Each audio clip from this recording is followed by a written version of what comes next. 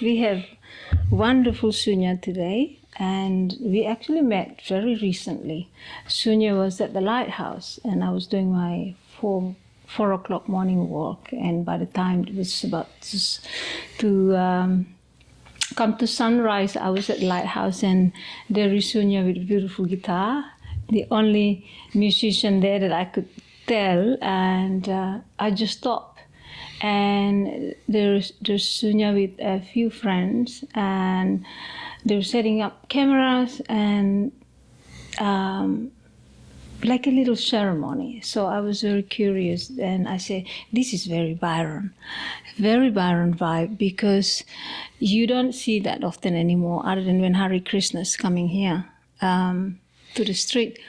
And so then that's just very captivating. I stopped and took a few pictures, and there was a beautiful lady launching her book, making videos.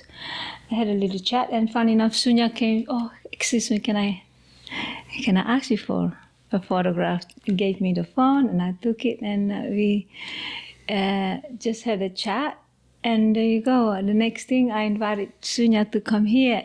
Little did I know, look, Shunya got 3 albums, and Shunya has driven quite a fair bit to get to here.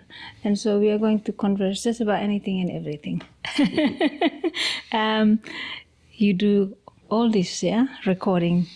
Yeah, I'm an independent artist, and I do all my own recording and mastering, and I organise my own artwork as well. Yeah.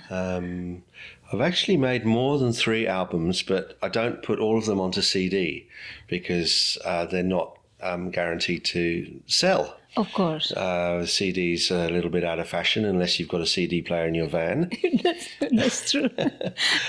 I do give a free van away with every CD sold, you know. Oh, and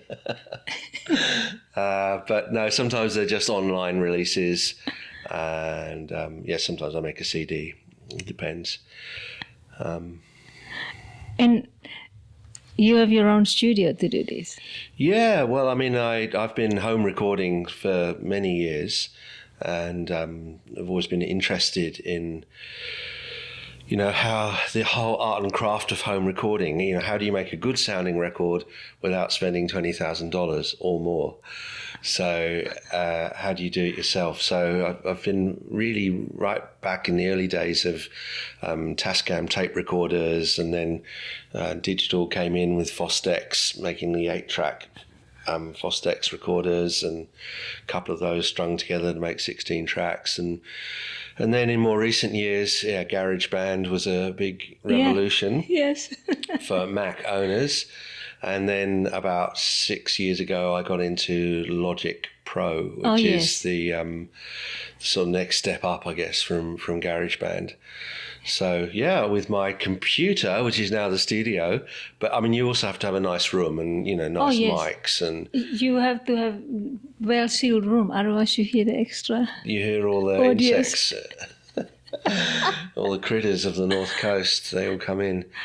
But fortunately, I do live in a very peaceful spot, cup of tea, and I can create good sounding records. And how is it for you to live in nature?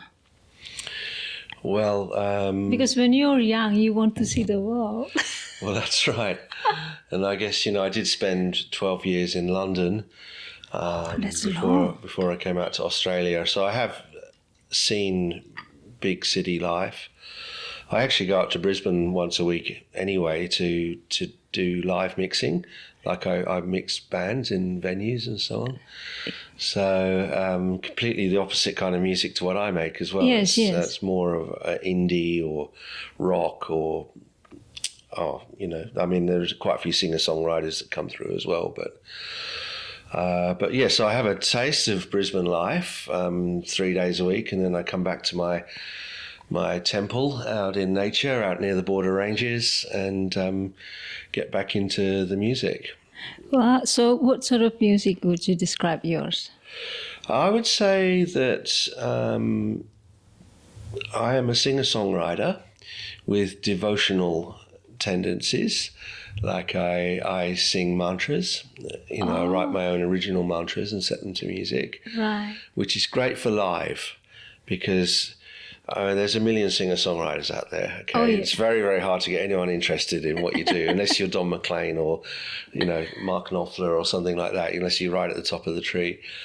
But with mantra, people come, like if you organise a kirtan and a hall, Yeah, people do. and a drummer and a violin player or flute player or whatever, people will come because there's a sense of community about it. So I found, moving into that world for live work is really good. Wow. And you collaborate with other people, yeah? I do. And in this album, I saw there's a list of artists that you collaborated with. Well, again, it's just a bit of a sociable thing. It's like, do you want to come and put some backing vocals on my album? Yeah. And people drop by and add their contributions, and I edit them, and I don't necessarily use everything that gets recorded, but it's great. Actually, I'm doing it less and less. I used to just like rely on, other singers even. So on my first album, This Vast Mystery, I think I'm only singing one song and the rest are all guest lead vocals. Wow. That was in 2014, and then carried on that little track for a while.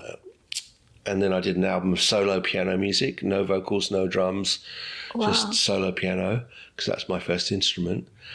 And then I came out of that and I realized that I had to start singing. That I'm an okay singer, I can hold it down. Yeah. And you can't rely on those vocalists being available when you play in a concert. So you just have to be self-sufficient. Yes. And you have to be able to do a concert without a PA. There's not always amplification. So you have to be able to play and project.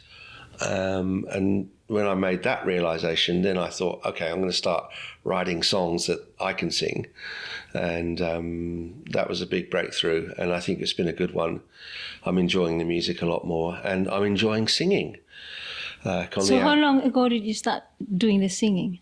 Well, I'd say only about 6 or 7 years ago, actually. Oh, that's long. Yeah. Long experience. That's great. Yeah, and on my new album that's just come out, it's called Through the Winter. There's no CD yet. In fact, it's not out until Friday on Spotify. Yes. But I've done all the vocals on the. Oh, that's I did great. the main vocals, the backing vocals. I just had a lot of fun with it, Yes. trying out harmonies and. So is there other instruments that you incorporate to the albums? I love to. Yeah, maybe there's a role more for guests to play flute or harmonium. Whatever the track requires. I mean, I do a lot of it myself. I play bass. I do the drum programming. Oh, okay. I play the piano. But every now and again, you get an inspiring guest who comes along and gives a track a bit of a lift with a good contribution. Different flavor to add. Exactly. Yeah. And what's the challenge for practicing music so far? What's the main challenge that you think you like it to change more in the music industry or so? Well, actually, one of the main challenges is finishing a project. Oh, yeah. Before you get sick of it. We all have that. You hear it so much and then you just think, I can't stand it anymore, and you just sort of drop it. So I think a lot of artists can relate to that. They've got unfinished projects. They never got to the end, to the finishing line. So that is definitely a practice and a discipline. It's like a spiritual discipline in a way. Yeah. It's like, do I love myself in order to finish this project at high standard and release it to the world and then let it go? Yeah. And isn't it a great feeling once it's done? Yes. But the consistency is everyone's issue. Yes. To the finishing line, I mean. That's right. Yeah. And did you ever have an experience where you feel like, oh God, I don't like my voice? When, like in your early years? Definitely, yeah. I probably wasn't a very good singer in the early years. I was a bit of a shouter, you know, like I used to shout in a rock music kind of way. Okay.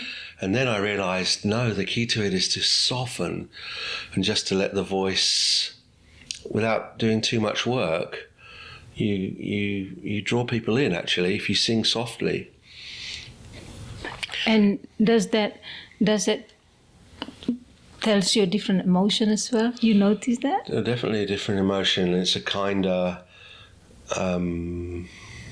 more peaceful Yes. presence. Yes. It's not this big ego and not needing to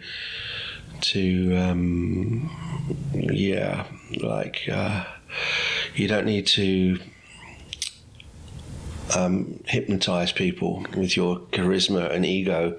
You just need to channel and let it flow, and people will come with you much more easily. Yeah, I agree with that. And the other thing is you feel your voice. You start feeling your voice, because when you're shouting on top of your lungs, you're worrying about projecting to people, and you don't feel it. Like look at me sort of thing. Yeah. Listen to me. But when you sing without projecting this out, it's where you feel like I'm just singing, I'm just being me right now, hearing I mean sometimes you feel, I don't know if you feel it on your cheeks as well. You know when you're here, you kind of, you know how when you organize your breathing, you really focus on the singing. Yeah, you really focus on the singing, and you know when you've done a good take in the studio, it's like, it just feels really natural and it's in tune and in time, and you listen back to it and you think, well, that's nice, you know. So the key to it is to relax. Yes. Just be super relaxed. Allowing, not forcing. So, yeah. Another challenge, as we started on that subject, is not really having an audience. You know, it's like why do we make art when we don't really necessarily have an audience, you know? And in music, you know, there's a lot is put on to having a persona and a biography, and, you know, and like every time you hear a new artist on the radio, you have to hear all about them, where they grew up, you know, and what guitar they play and all the rest of it. And I find all that a bit invasive, you know, like I don't really want to know all of that. It's too much information. But I know why they do it, because you suddenly become a product, and you're being marketed to a particular demographic. And the perception is that this demographic will be interested in the fact that you grew up in Tamworth or something like that, you know. Yes. Or Oxford in my case. So I have never really attempted to create an audience by overselling myself. For me, it's like, you know, so you can buy you know, every time you release an album, you can buy publicity for it. You can pay for extra You can spend a fortune on marketing and publicity. Yes. And you can employ a manager and a publicist to do all that stuff for you, to send your music to radio stations, to put it in front of influential people. And some time ago, I decided I didn't want to do that at all. Quite the opposite. I don't even barely announce my records. I mean, I put them out on. I tell my followers on Instagram and Facebook that I've have a new collection of songs ready to go. But I really don't. I can't be bothered with all that marketing and publicity. It's like it's a big business thing to do. It is. And if you don't have the what you call the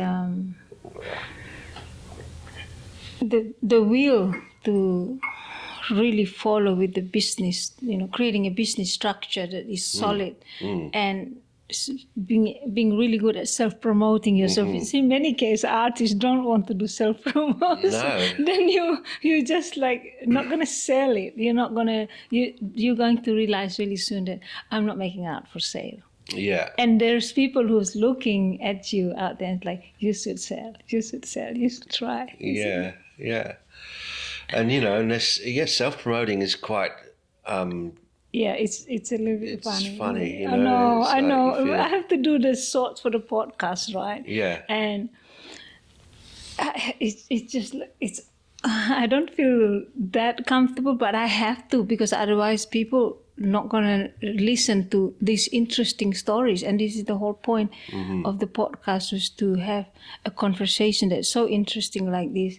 Because I the only reason I do this is just channeled from the fact that my friend encouraged me to go on Instagram to stay in contact with him. He's all the way in France.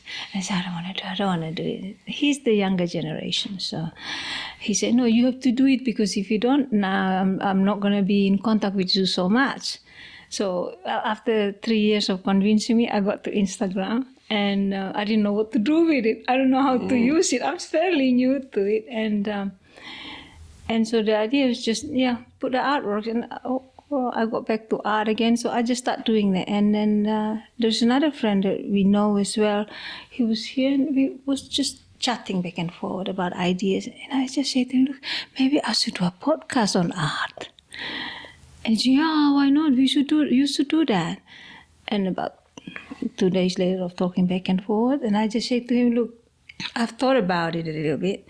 And there's so many choices to choose who to be my first guest. And I chose him. 24 years old. He was just in support, do it straight away. And then next thing, I got another one and another. I contact my friend all the way from Sydney. I say, are you coming to Byron anytime? And let me know, and I would love to do a podcast with you. I just started a new project. And he told me, yeah, he's coming. So he was the next guest, and he's from Ghana. He's well established in the music industry. So he just came, and we just from here, it was just like fabulous. And that's how it started, to stop the endless scrolling. And I thought, if we could just posted something like this, storytelling, if someone wants to watch, I'd rather than watching, the albums, to show the albums or listen to the things like this that are more positive. And I'm really surprised, because the demographic of the listeners, there's a lot of younger age as well. So, and most of the guests are older. And so they're obviously, someone's learning something. Well, that's right. Podcasts teach us things. Yes. And they're more interesting than the mainstream media, because the mainstream media is always having an agenda and is censored. And whereas, podcasts, it's a little bit more free and a bit more real. Yeah, I started out with just friends, like all just people I'm comfortable with. Yeah. And if I don't feel comfortable, there's no point inviting new people. And you have an awkward conversations, and there's no point, because it's just supposed to be very relaxing chat. And I'm so glad you came.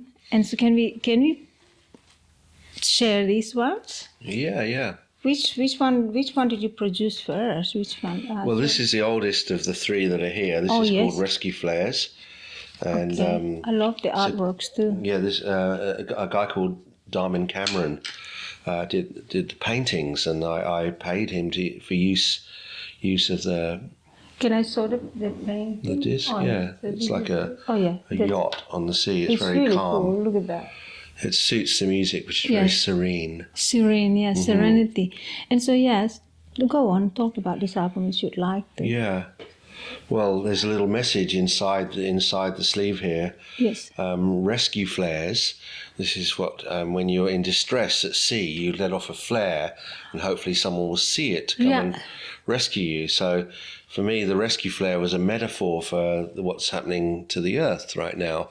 We are in danger. And it said, a rescue flare is a coloured smoke signal used by persons in peril for the purpose of summoning aid, indicating their position to passing aircraft.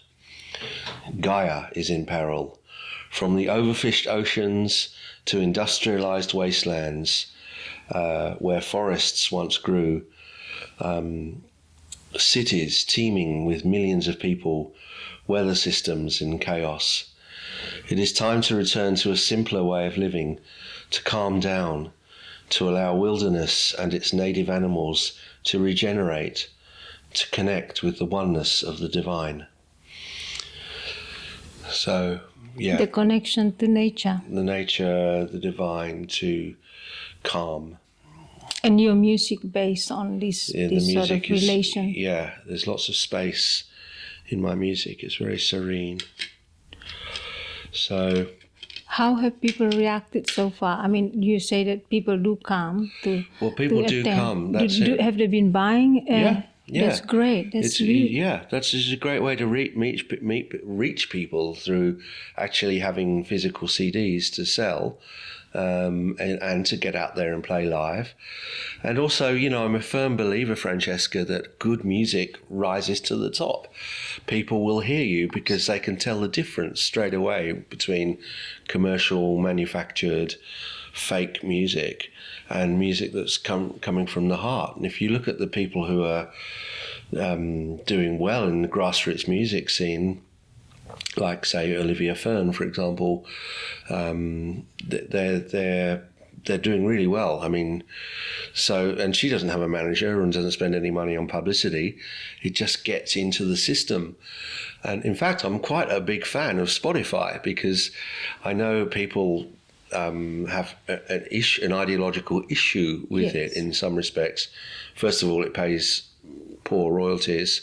Secondly, they are allegedly funding AI military weapons. Oh. And so that your music is funding the very thing that needs to stop in the world, the war, you know. And I'm not into that at all, of course. Nobody is. However, you know, Spotify, you really don't have that much alternative to exposure. No. I mean, there's Tidal, there's Apple Music, and you know there are other streaming services, but Spotify in particular works your music for you. They put it into playlists. Yes. They put your tracks into playlists, and this is the number one way to reach large numbers of people. I agree. Your album itself will, you know, maybe get 10,000, 15,000 streams, and so on. But there's a track on Rescue Flares, actually, as it happens, called Sat Nam Waheguru. Yes. It's not the best track on the album. It's not the best thing I've ever written, but somehow it... This is Sanskrit? Yes, it's Sanskrit. Sat Nam Waheguru means... What does it mean? Well, Sat Nam Waheguru is actually not Sanskrit, but Gurmukh, the Sikh language. Okay. Yeah, it's the Kundalini chanting. Right. I don't even know what it means, to be honest. I think it's, you know... Guru, I understand Guru, Guru, yes. Yeah, that's it. Mentor, Sat Nam, you know, I'm not entirely sure. And so what did you mean to say about this track? Well, it got put into a playlist called Kirtan Music. Oh, great. And it's sort of been rising up the list, and it's now number 4 in that playlist. And the funny thing is, you think it's not the greatest, but you see it's perception. It's what people are absorbing. Exactly. And people maybe have Googled that title because it's a common phrase in Kundalini Yoga, and that my track comes up number 1. It's the number 1 track in the world with that title, Sat Nam Waheguru. So I'm ahead of all David Premal, Kevin James. They're all way behind me in this playlist, and it's going bonkers. Like, you know, I'm not saying I'm making a living from it, but it's an income. You know? That's a positive thing. Oh, that's fantastic. For someone who doesn't have an exposure through other channels, you know, you're not Beyonce or anything like this. So, you know, and I mean, look at John Butler. He's just so consistent with doing his own thing. And look at where he is. It's the same thing. Yeah. And like what you're saying, not trying to be somebody else. That's right. You've got to be yourself. You are your own unique DNA. Everyone else is taken. Just be yourself. And that's the problem. This is why the credibility has dropped out of AI music, because it's not anyone. It's just machines, and be yourself and people will find you, I think. It is incredible that AI now is so well trained. I've seen some of the docs that people make about them going to AI, and wow, the sound is great. The arrangement is fantastic, but then I think it's novelty for me to listen to that, but that's as far as it goes. Yeah. Because I know that also it doesn't make me want to stay. It's like a 2 minutes instant noodles satisfaction, and so. But if I meet someone like you, then I'm more curious than listening to a track that made by AI. I'm more curious who's making these, and there's a lot of aspect to it that just draws me into wanting to know more. The human connection. It's the human connection, exactly. There's a track on this album called Connection, and it's all about that. It's like. So these are the albums. This one's Departure Lounge from. Yes, I like the title. 2019, I think that one came out. Who did this artwork? That was Darmin Cameron as well. That one. And then Prana Spark 2024. That's a picture I took in England when I was travelling over there. It's a yurt lit up at night. Yeah. It's a dome. It's a dome, yes. And a tent right there. And so this one is seen.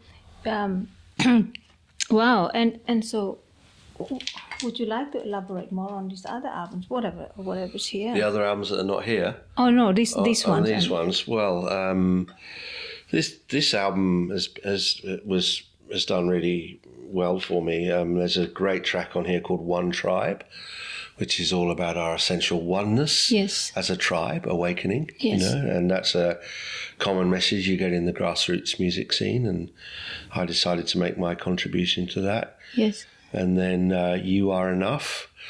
You Are Enough, a song, I could maybe even play that one. That's great. I'd like to listen to that. Yeah. They're on Spotify, right? They are, yeah. That's great. Because I was just writing something about You Are Enough last night.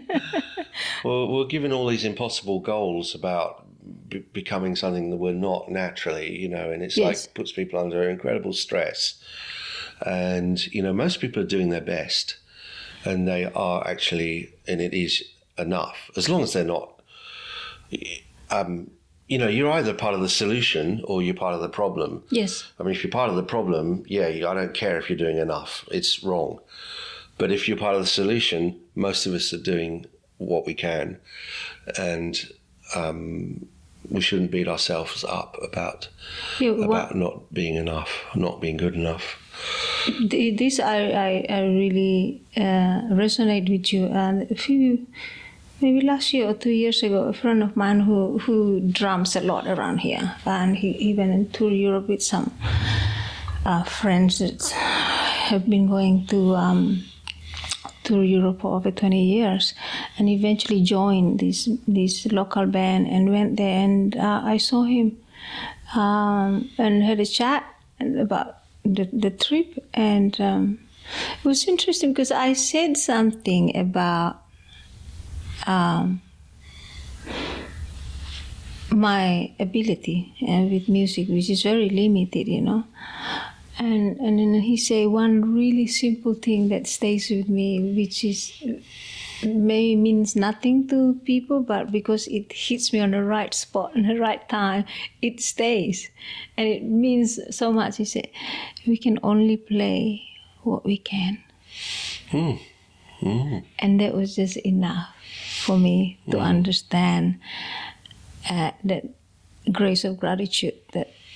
That's okay, because we are in the scenery that's projected to us through so many screens to say that you got to chase the American style. Everyone has to be famous, to be financially successful, to be something, to be sexy, to be Shakira or something rather, you know. And how tiring would you be? You'd be depressed. You'd be all sorts of things that you are not meant to be. Exactly. Yeah. And how did you come to practice music? What channeled you into practicing music? Well, before I answered that, there's actually 2 lines in the song. Okay. You are enough. It's you are loved. You are enough. And this is another thing that's big on the planet at the moment. It's the kind of epidemic of loneliness. Yes, disconnection and misunderstanding. And, you know, I sort of believe that we're almost, you know, we're not encouraged to find similarities with people. It's always like differences and, you know, and competition. And I think it's starting to create, a lot of quite lonely people. And, you know, it's hard to find love. It's hard to find people who will be unconditionally affectionate to you, because then you could be perceived as needy. God forbid. There's a lot of expectations as well. Yeah. So, and an expectation. So, I don't know. It's like, I think, so you are loved. I do feel that we are cared for in some way by the divine or by the collective. And even if you're having a lonely chapter, this is just a sign to go in and to practice and to create your art and just refine and, you know, not try and become, you know, super connected when actually you're not in the right space for it. Just allow, let it happen, and then wake up the new day and suddenly your confidence is back and you'll feel more connected. I mean, it's hard to offer a connection to someone when you're disconnected with your own self. Exactly, yeah, it's true. So the same thing with love. It applies to anything. I think. You can't. It's just hard to offer something that you don't have. Yeah, that's right. Yeah. So let it be. Wait till your resources are replenished, and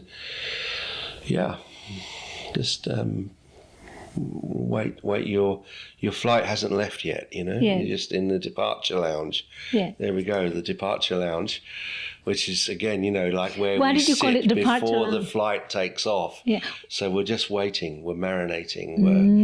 We're waiting for the right moment, Francesca. Yeah. Because why did you call it departure lounge? well, I felt that at that point in 2019, we were, as a collective, as a species, about to board the flight of hope and world peace and compassion.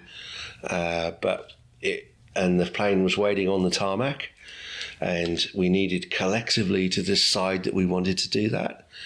In the end, it didn't happen, not obviously anyway. Yes. In fact, things went in the wrong direction. Yes. With the election of certain people around the world, particularly in America.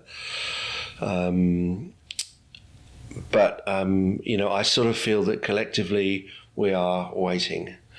We are. I think so. Yeah. But the whole thing that happens with all this chaos, I think it makes people. It somehow wake people more and more. You know, ironically, that's right. It's like the pandemic really woke people up. Yes, not just the pandemic, even the publicly released files and yes, yeah, and the admittance to the massive error on the vaccines, yes, the injuries, all these, and the crazy amount of control, yes, during the pandemic. And, you know, I mean, people get taken to court for this now, get questions.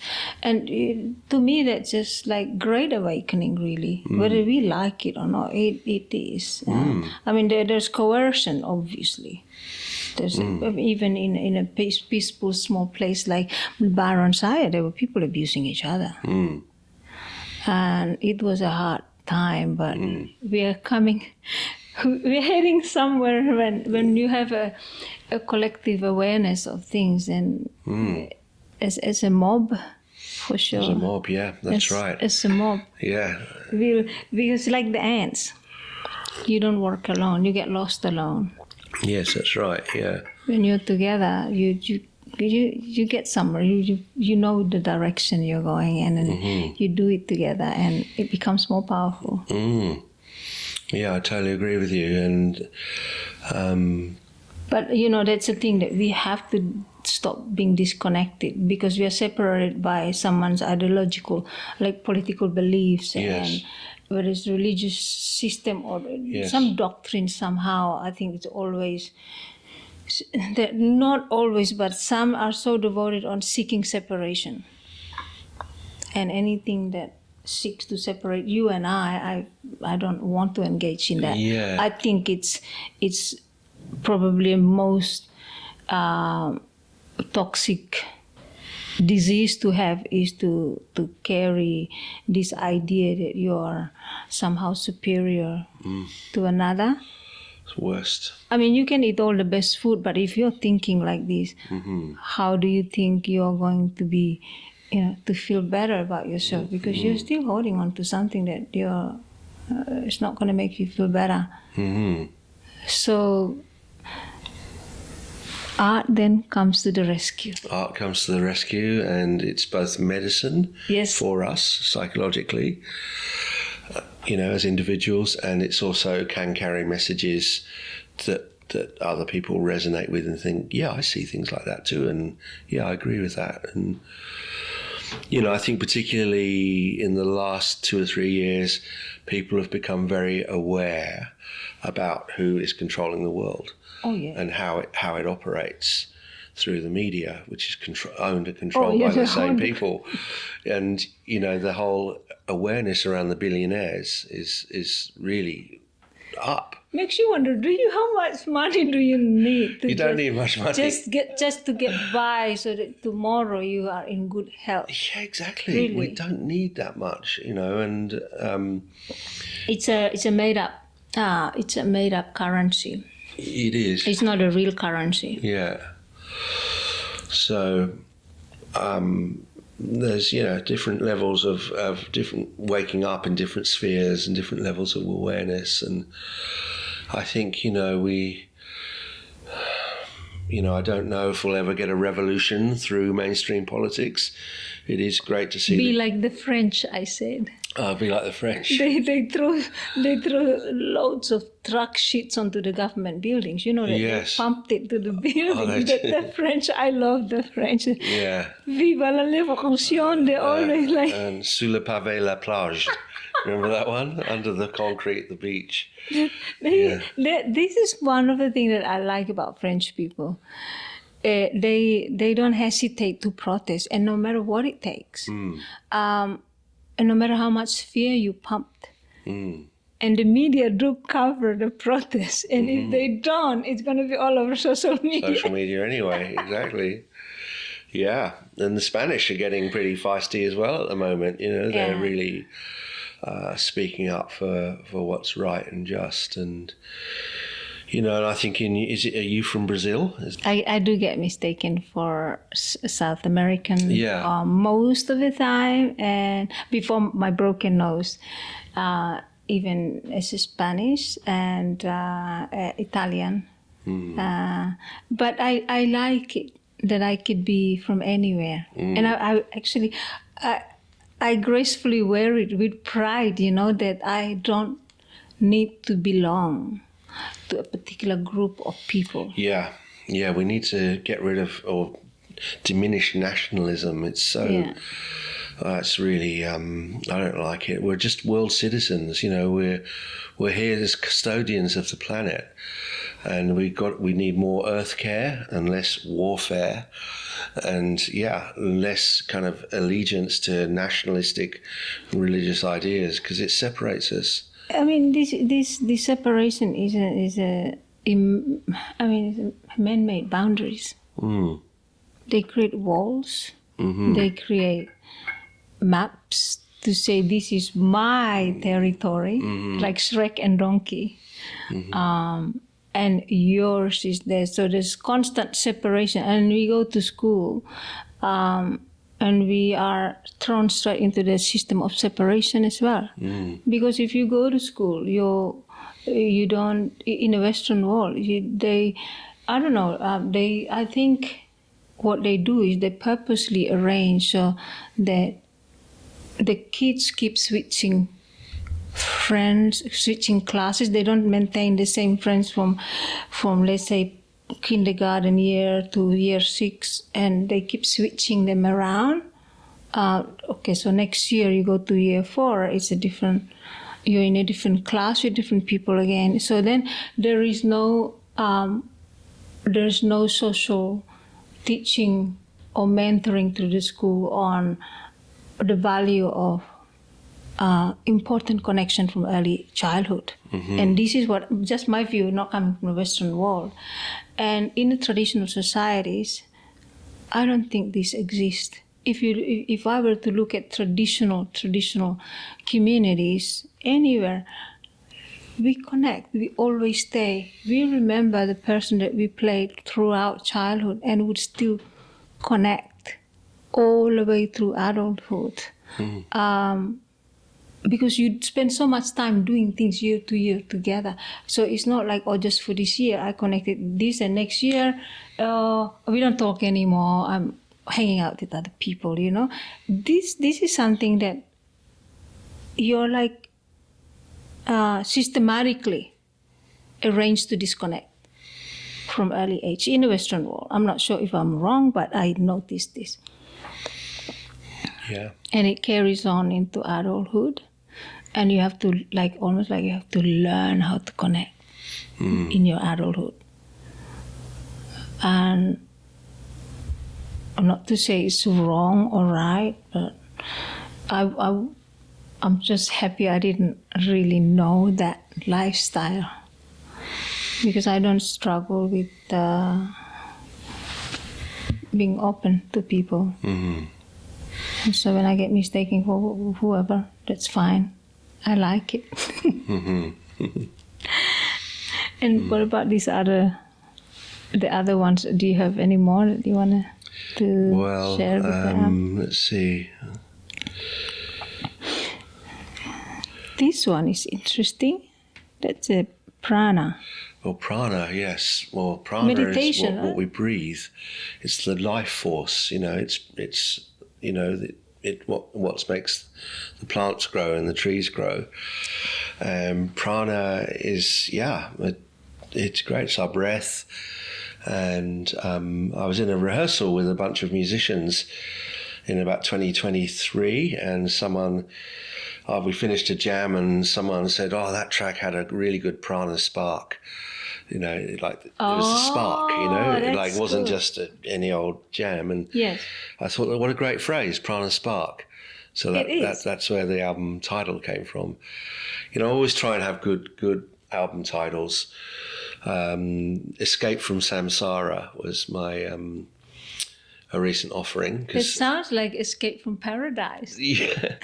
Well, it's like a... What's samsara? Samsara is a Buddhist term, which is it's the wheel of karma that keeps us sort of locked in our story and keeps us low and down. Karma prevents us from getting out of samsara. But there are ways and means to do it. You can escape from that wheel of karma that keeps you down there in your story and so on. And the clues to how to do that are all in the lyrics of the album. So if you listen closely to the album, there's all these different little life hints and tips and things to keep you positive, to keep you happy, to keep you grateful. That's great. And so Escape from Samsara. I mean, it's a bit like an adventure movie, like Steve McQueen on his motorbike escaping samsara. So it's a bit playful. But that's the art to it. Yeah, that's the art to it. Yeah. And I've listening to you explaining his album, there's the clues and stuff to clues are escape. in the lyrics, but yeah. that makes me think this is probably why sometimes artists are considered dangerous to politicians. Oh, yeah, potentially, yeah. But I mean, potentially, Yeah, we yeah. can be, because you send messages. Like Michael Looney, the Australian cartoonist. Yeah. That's an art form through poetry, to simple, like aphorism, pick on ordinary things, and through the cartoons that he does, and the message is super powerful. Like Banksy. Yeah, Banksy, It's that's just- amazing. Yeah. These are, if you look carefully, there's someone who's threatened by this. Yeah. Well, that's right. The system, throwing the the truth to your matrix face. is threatened by these things that they point out. This is why art, design, music, filmmaking, books, it's all so important, and why the AI takeover of this area has been thoroughly rejected by artists, and I hope the audience, because it's not credible. It's just not real. No, Banksy is amazing, and I'm sure we could pick 100, 150 people who have inspired us, that have, got onto something or felt something and put it into their art, and it's worked. Yes. So I'm trying to do the same thing. I don't really have a big audience, but I have enough people know about me, and if 25 people buy an album on Bandcamp, that's really nice for me. Yeah. It doesn't pay for my living. This is just my passion. Yes. I've been in the other side of the music industry, where you have a record label and a manager and a touring agent. Yeah. Like many years ago, I was in, quite a successful group in Bristol in England, same town that Banksy came from, actually. Wow. And I figure I know someone who knows who Banksy is. I reckon I could find out with a couple of phone calls if I wanted to. Yeah. Because it was the same group of people. Like, it was my band, the Blue Aeroplanes, and then you had Massive Attack came along. Right. And there was a connection between our two groups, with Angelo Brascini, the guitarist, and then Portishead came along. Then you had trip hop, and this was the sound of the 90s, and Banksy came out of that group of friends, basically. Ooh, this is so funny. And it's important. The role of the artist in the modern world is to point out the injustices, and And this is why you can be considered a danger, or you put yourself in danger. Mm-hmm. You take the risk of being in that dangerous situation when the voice that you so want to put out can no longer be oppressed, and because no one can take out that voice to project. It's only you who can, and if you know how to do it through art, it's super powerful. Yeah, exactly. And look at Fela Kuti in Nigeria in the 70s. The authorities did not like him because he had a message for the people that really resonated. And, in some country, like a country like Australia, we are very free on the whole. Oh, yes, absolutely. Honestly, obviously there are increasing threats to our freedom in many ways. But we are relatively quite free compared to a lot of countries. And in I the really world. hope this stays the way, at least like this, if it's not more free. I hope we don't go down Yeah. badly. No, I don't think we will. I don't think it's in the Australian character. I think that's one of the things that's kept us, on the right side of that. We just have to make sure that Trump-style politics and the far right don't get any foothold or any more than they've already got. Yeah, do you think Australia follows a lot of the American way of politics? There seems to be a lot of influence there with the American style and. I think the billionaires are, a kind of global force, and the way that they've put Trump into power. Oh yes, it's so ridiculous. You know, and also, you know, you can think of other countries in the world where the leaders are clearly corrupt. You know, they're clearly criminals. You know, I think Australia is not immune to that. You know, Of course not. But I don't know if there are many people. I don't think if anyone would get elected. I mean, that's what what's his name? The opposition leader Dutton tried to do at the last election, and he got completely rejected. Yeah, he got completely. Yes, so Albo got the greatest majority. Who do you consider the better politician so far to the Australian political? Well, I think a lot of the political parties are paid for by the mining companies and the big capitalist industries and so on. So I don't really trust any of the mainstream parties. I do not trust the right-wing alternatives like One Nation or these kind of crazy independent people that are on a bit of a weirdo ticket, to be honest. Mm.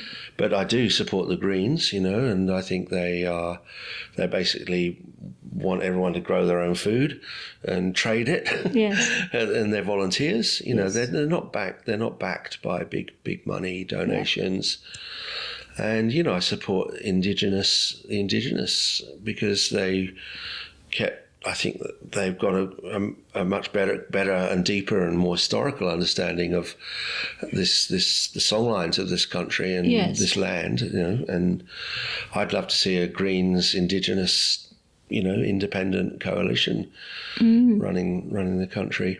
I think we have some Indigenous ladies running in the council at the moment in Byron. Yeah. And the Byron council is majorities female. I think they got elected, Yeah. And you see the change, the fixing the gutters, it's crazy. That's right. It's a big Women difference. fixing gutters. It's amazing.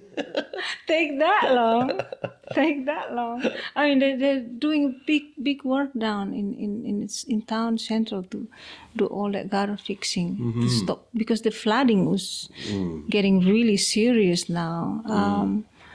I'm just happy that, you know, to see that. Wow, okay, ladies, thank you. Yeah. Well, that's great, and, you know, good luck to them going into politics. It's not my thing, you know. No, you've got to be really thick-skinned and. Yeah. But we need Francesca, a redistribution of wealth on the planet, like the 1% who hold all the wealth, and everyone else is struggling to find anywhere to live, and even in Australia, a relatively wealthy country, but, you know, go to any other country, it's serious. It's like millions of people struggling to have fresh water every day. And then these are also the millions of people who do the hard work. And then in the Western world say, oh, you want to be successful, do the hard work. Yeah. And they're doing a lot of hard work too. And hard work. And then they're being sold, you know, kind of lifestyle consumerism. I mean, God forbid if India, you know, drops its spiritual roots and just becomes yet another country of people consuming things. Well, that's a disaster. I know. For the environment. India used to be like the sacred land for spirituality. Everyone goes there until it's switched with this Modi government. Yeah, exactly. And completely different thing, and lost the plot almost in a way. And people stopped going, and it came with a lot of with the social media exposure. You see that side of India where, because I have a friend from India, and it's just there's things that just come out, like, you know, women are no longer safe to take the train alone and to be traveling alone. Once in a while, I met someone who's been to India, and they say, "Oh, it's not safe anymore. If you want to travel, don't go alone as a girl." Just, I didn't think like this 10 years ago, but now it is the case, and it's sad to come from it. You know, when you think about Ravi Shankar and the Beatles, they all went there to seek something so profound that they felt, to a degree, the spiritual, you know, connection there. And now it's almost completely erased by the bad vibe. Yeah, I haven't been to India. I've sung a lot of chants, and I love that moment. Oh, you haven't been to India? No, I've not been. Yeah. I was invited to Rishikesh at one point because music from my solo piano album, The Secret Chord, was going to be used in a documentary in an ashram there. And I was all ready to fly and go over there. And then this was in February 2020. And then a month later, we had the pandemic. So I didn't go. But I love that moment in history when the Beatles went to India. I think this was a key thing. And then George Harrison brought back a certain spirituality to the West, you know. Yes. I mean, there are other people who bought it too, but because they're not famous, it's not noticed. Yeah, that's right. Yeah, it's true. Yes, everyone who went to India, Afghanistan, Nepal, you know, in those years, 60s, 70s, 80s, even Greece, you know, was quite a bit of a hippie kind of destination, you know, in the late 70s, early 80s. But modern consumerism, modern social control doesn't want that. They want people much more fearful and separated, you know, especially the masculine-feminine divide that we're seeing, you know, and the suspicion. And I think, we just need as individuals to work towards more peaceful and trustworthy and great and gratitude, being in gratitude. I'm not a big supporter of grand sociological theories that say, you know, these generalizations, you know, that you get a lot. Men are this, women are that, you know, and we need to do this and we need to do that. I just think, you know, just be true to yourself. This putting into categories constantly. But I think when I look at it, every culture, every society, there's always going to be men are like this and women are like this, you know. And then you look at the individual so closely. This is from the same place. They're all from Brazil, but they're completely different people to each other. Yeah, that's right. Yeah, and I connect with each one of them on a completely different level. So that tells you they're unique individuals. And that's also where I learned to accept. So if the moment you kind of stop being in that line that you draw for limitation, and I don't know, I don't meditate, so I don't understand much how to explain this stuff. I do have internal dialogues in my head. But I just feel that every time that I overthink about somebody's behavior, and it's also depending on how I overthink it. If I think it on a positive, if I channel the overthinking on a positive, it's always a great result. But if I channel it on the other way, then it's actually an unnecessary exhaustion to exercise yourself, your brain that way. And the trouble is you then come to commit yourself to a misunderstanding that was never there. And you frame someone into a category without actually sitting down and make connection and talk to them. So then you have a picture of someone based on assumption. And that's super dangerous. And war starts right there. That's right. It does. Yeah, exactly. Yes. I like that you do this kind of music. Yeah.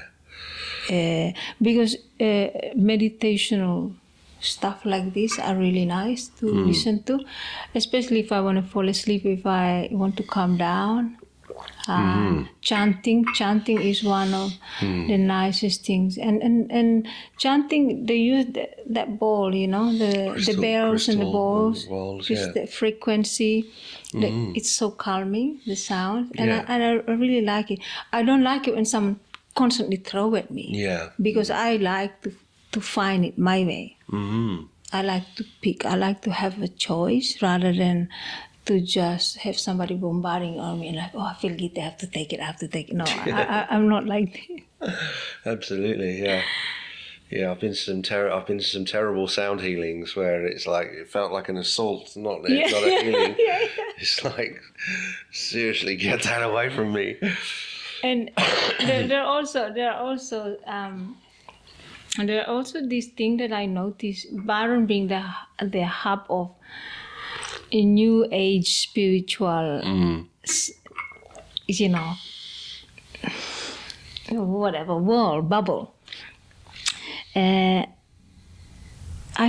have friends who are like, they're mature, and I really feel when they travel to somewhere and they go to this kind of chanting spiritual stuff, I really, really feel that they are really sick. They really seek to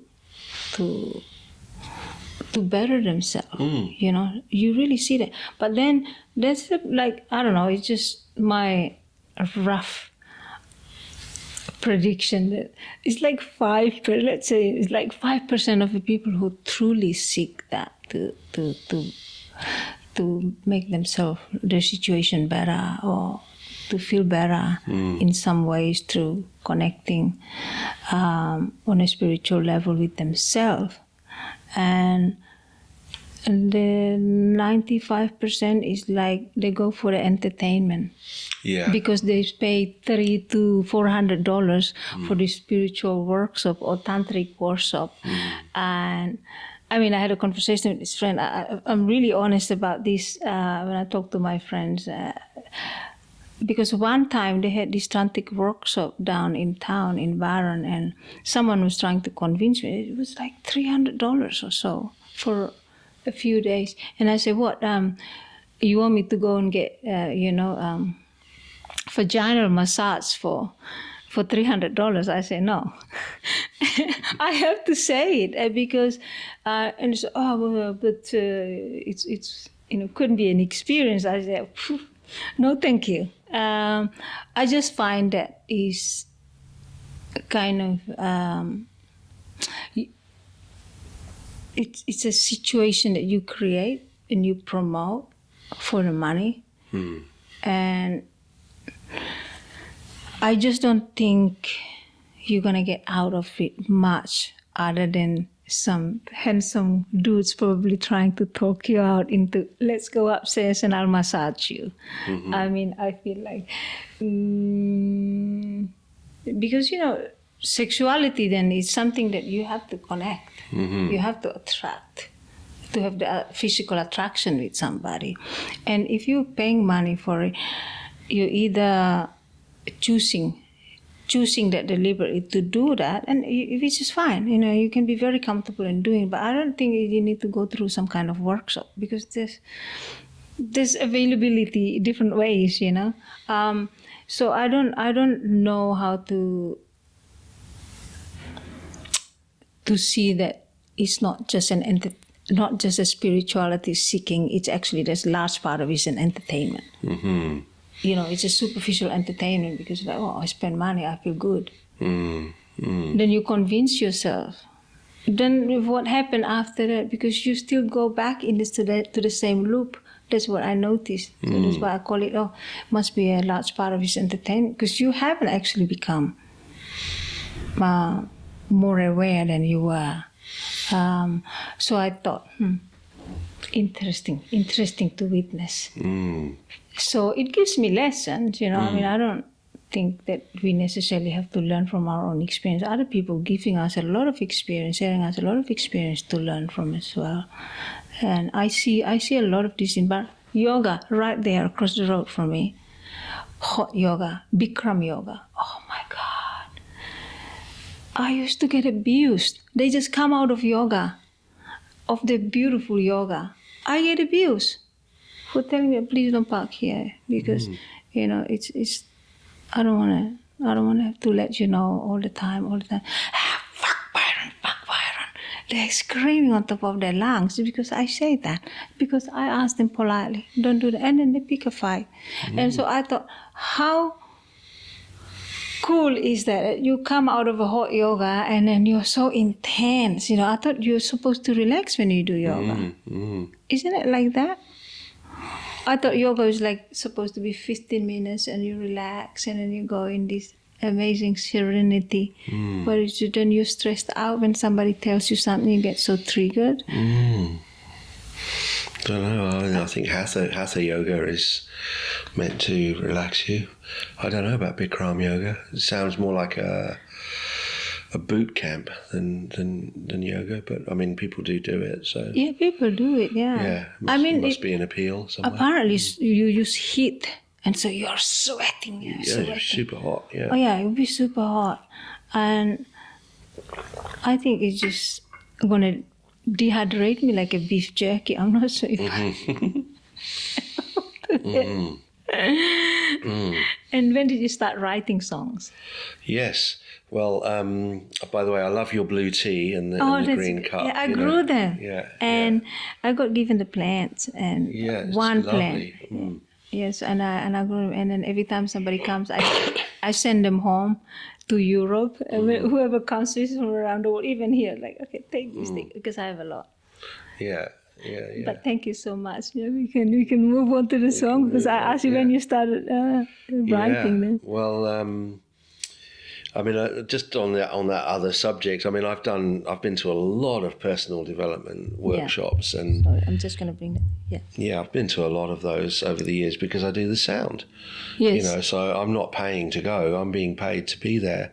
So I've seen and heard a lot of amazing things over the years in the tantra world, in you know in all sorts of personal development worlds, and you know, I think mostly it's well intentioned, and they are trying to do a good thing in the world, and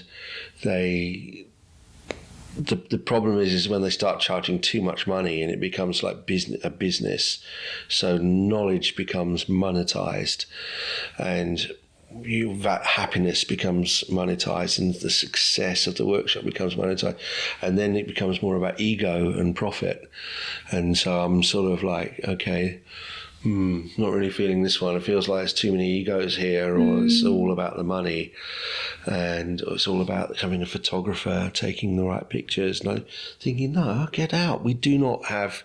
It should be. Let's normalize not having photography at these personal development workshops, especially if there's, you know, nudity or connection, or people are being invited to go into really vulnerable, you know, personal spaces of emotion. Yes. You don't want to wake up from that to see someone with a long lens pointing at you, taking pictures for marketing purposes. Yes. So I think that's where a lot of the anger has come from, the fact that people are feeling a bit ripped off in a way. But I think when the New Age movement, for want of a better word, when that all started, this was, you know, people trying to do a good thing. It was meant well, I think, and it got exploited with all this business. Ego and business, yeah.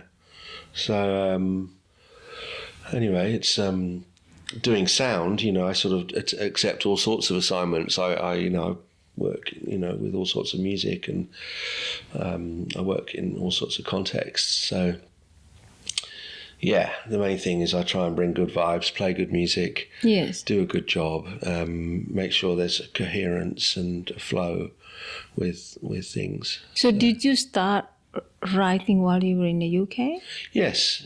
So yeah, back to that question. I started writing because I was lucky enough to grow up in a house where there was a piano, a baby grand piano. My mum was a bit of a musician. Oh, beautiful. She liked classical music, which I can't stand. I love classical music. I'd get along with your mother. You would get on with Jean Bell. Yeah. First thing in the morning, I put ABC radio. Like, whoa, I am on. Okay. I can listen to it anytime, and opera. Yeah, right. Wow. Okay. That's I absolutely amazing. Love. They're the main two things that actually that I feel deeply spiritual about. I'm not a spiritual, but like if I could say, you are. You're a very spiritual person and very intelligent and aware. But yeah, your mom has a baby grand piano. Yeah, that's right. And my brother took lessons, and he became rather good. I didn't take any lessons at all. I just closed my eyes and noodled. And then I developed this piano style, which sounds a bit like Nils Frahm now. You know, I'm really into chords and shapes and spaces. Yes. I don't really know what I'm doing, but it's not, you know, that traditional way of playing the piano with, you know, honky tonk or boogie woogie or anything like that. It's slow and spacious, and it's all over my albums because I write half the records on the piano anyway. So yes. So I'm very grateful to my mum for that. Yes, you know? Wow. Was she singing as well?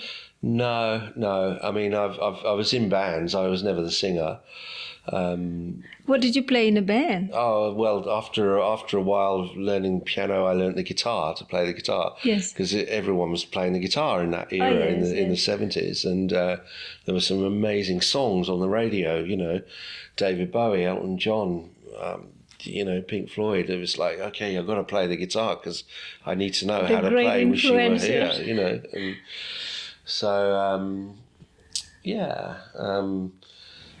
and I wasn't singing back then. Even when I was in the Blue Airplanes, I just did a little bit of backing vocals, but I was mainly in it as an electric guitarist. So the singing came through when I realised I needed to self-actualise, that I needed to become more confident. Yes. Because I was far too shy before. Oh, really? Yeah.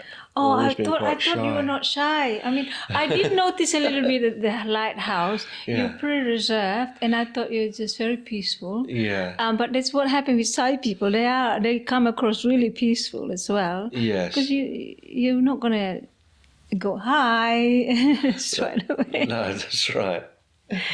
And then you know, I've been around a lot of confident people over the years, in the music scene even, and I've realised that you do need a certain amount of confidence to really operate, and that's different from ego. You know, like if you've got too much ego, you become very annoying. But if you are confident and kind of smooth with it, I think it's kind of okay. You know, it's like you need a bit of it really to get on, and you need to have a sense of humour. Oh yes, for sure. That lightens up a lot. Yeah, you got to be able to see the funny side of things. And quite often you have to make fun of yourself. Yeah. Oh, I don't do that. I'm very serious. I can see now. You're laughing. You're very serious.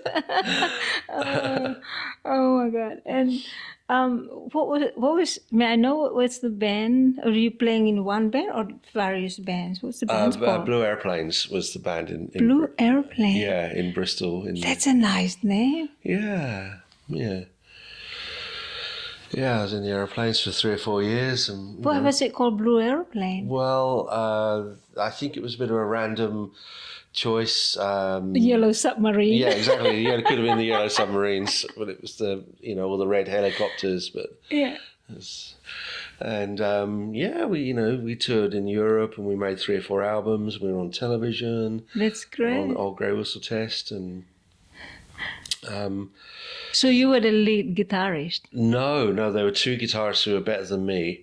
I was really more the rhythm guitarist, but I was a good writer. I was writing a lot of the riffs and chord progressions. And at that stage, you know, I was listening to REM and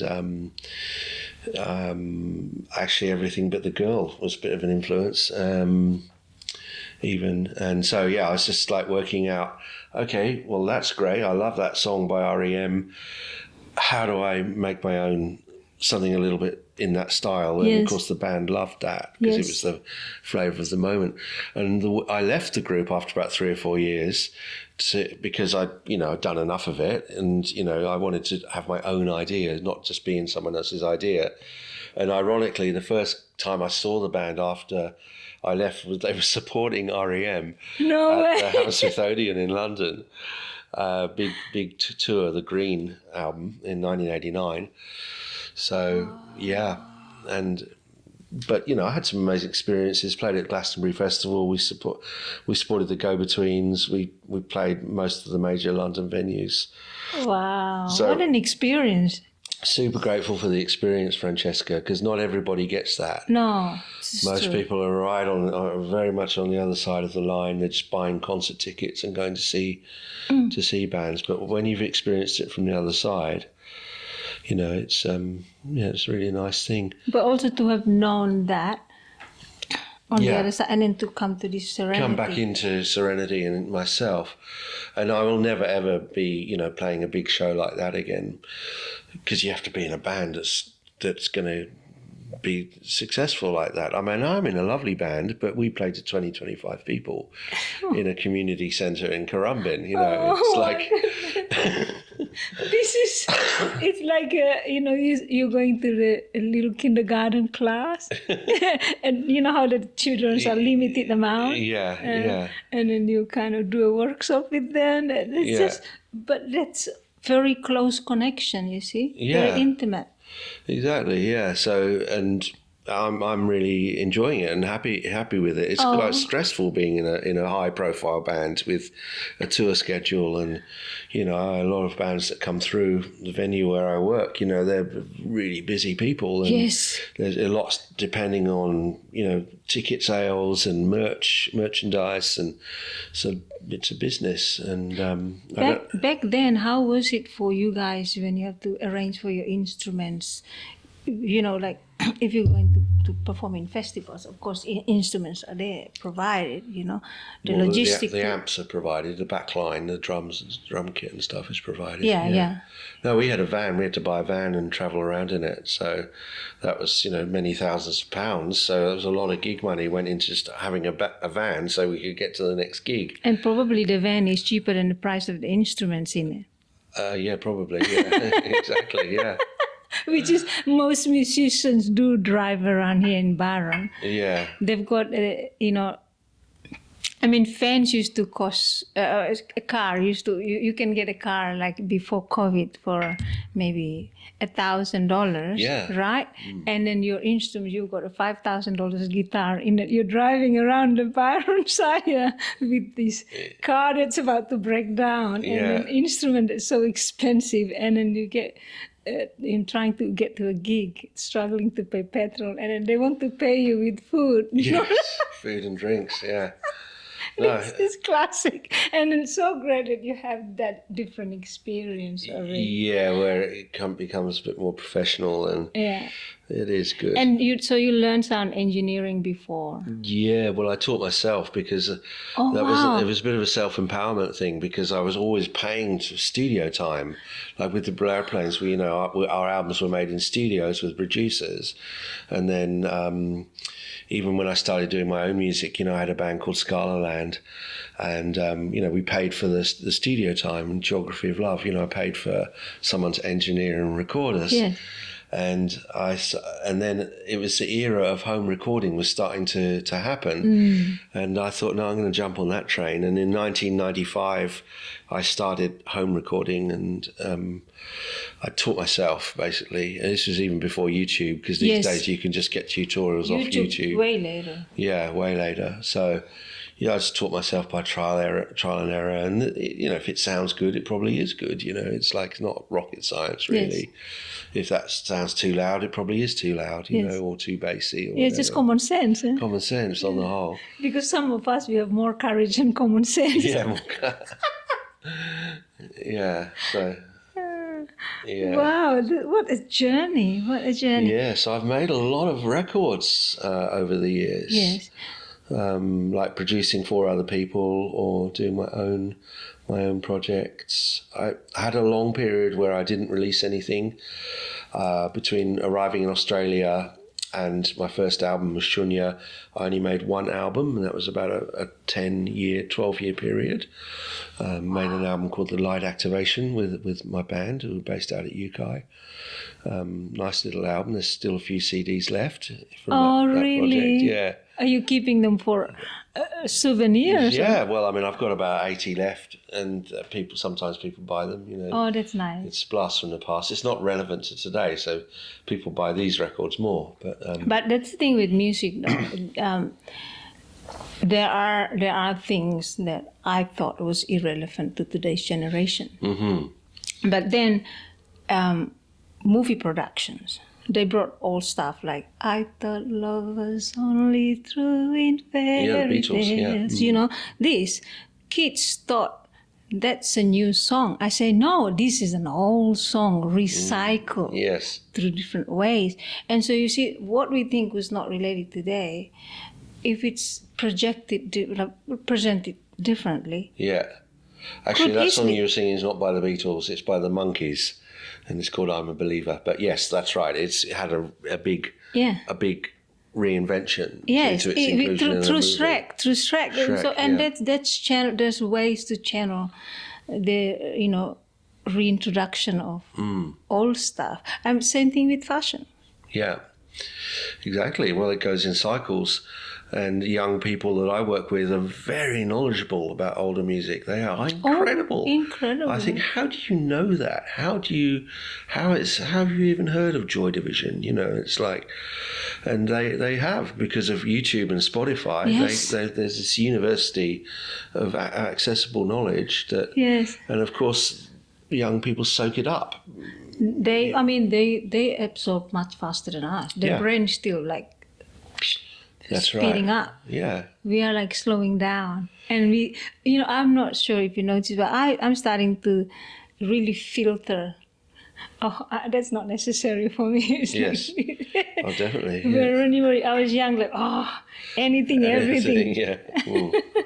No, we get much more discerning as we get older. Yes. Yeah. Wow. So when did you come to Australia?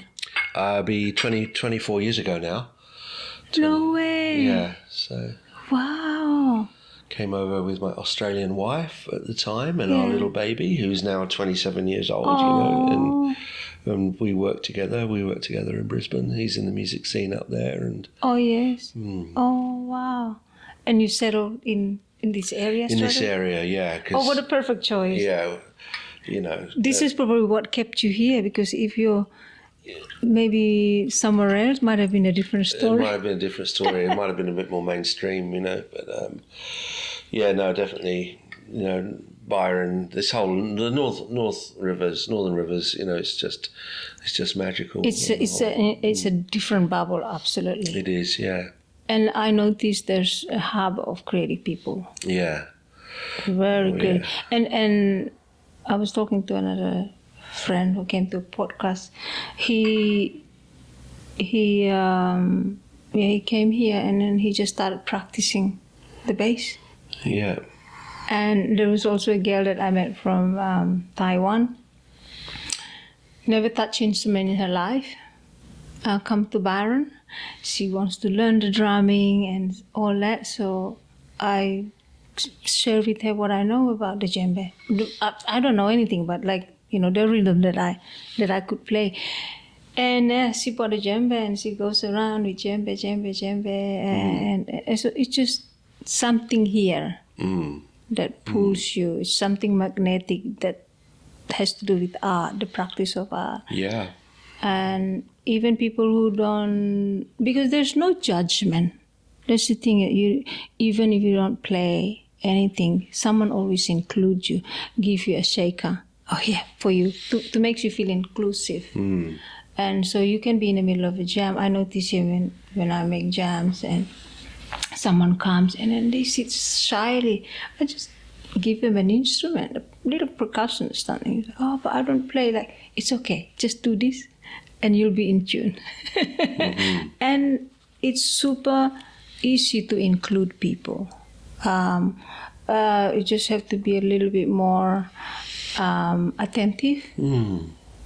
Because one of the things when you're in a social situation, I noticed being in the Western world, when you're in a social situation, quite often we try to find the one we recognize. I know that person, I'm going to be so comfortable, I'll go say hello. And even if I don't know them, because it's an acquaintance, you become extra friendly in a social situation. Like, oh, how are you? It's nice to see you again, because you're a little bit with the fear of like, oh, where am I? And I'm not connecting with anybody. So you find the closest one you can connect with. Well, I don't want to be like that. I don't come from that. So when I am comfortable if I see someone I connect with, but I'm also really like if I see someone new, who are you? Who are you? I'm Francesca, and I'm actually like this.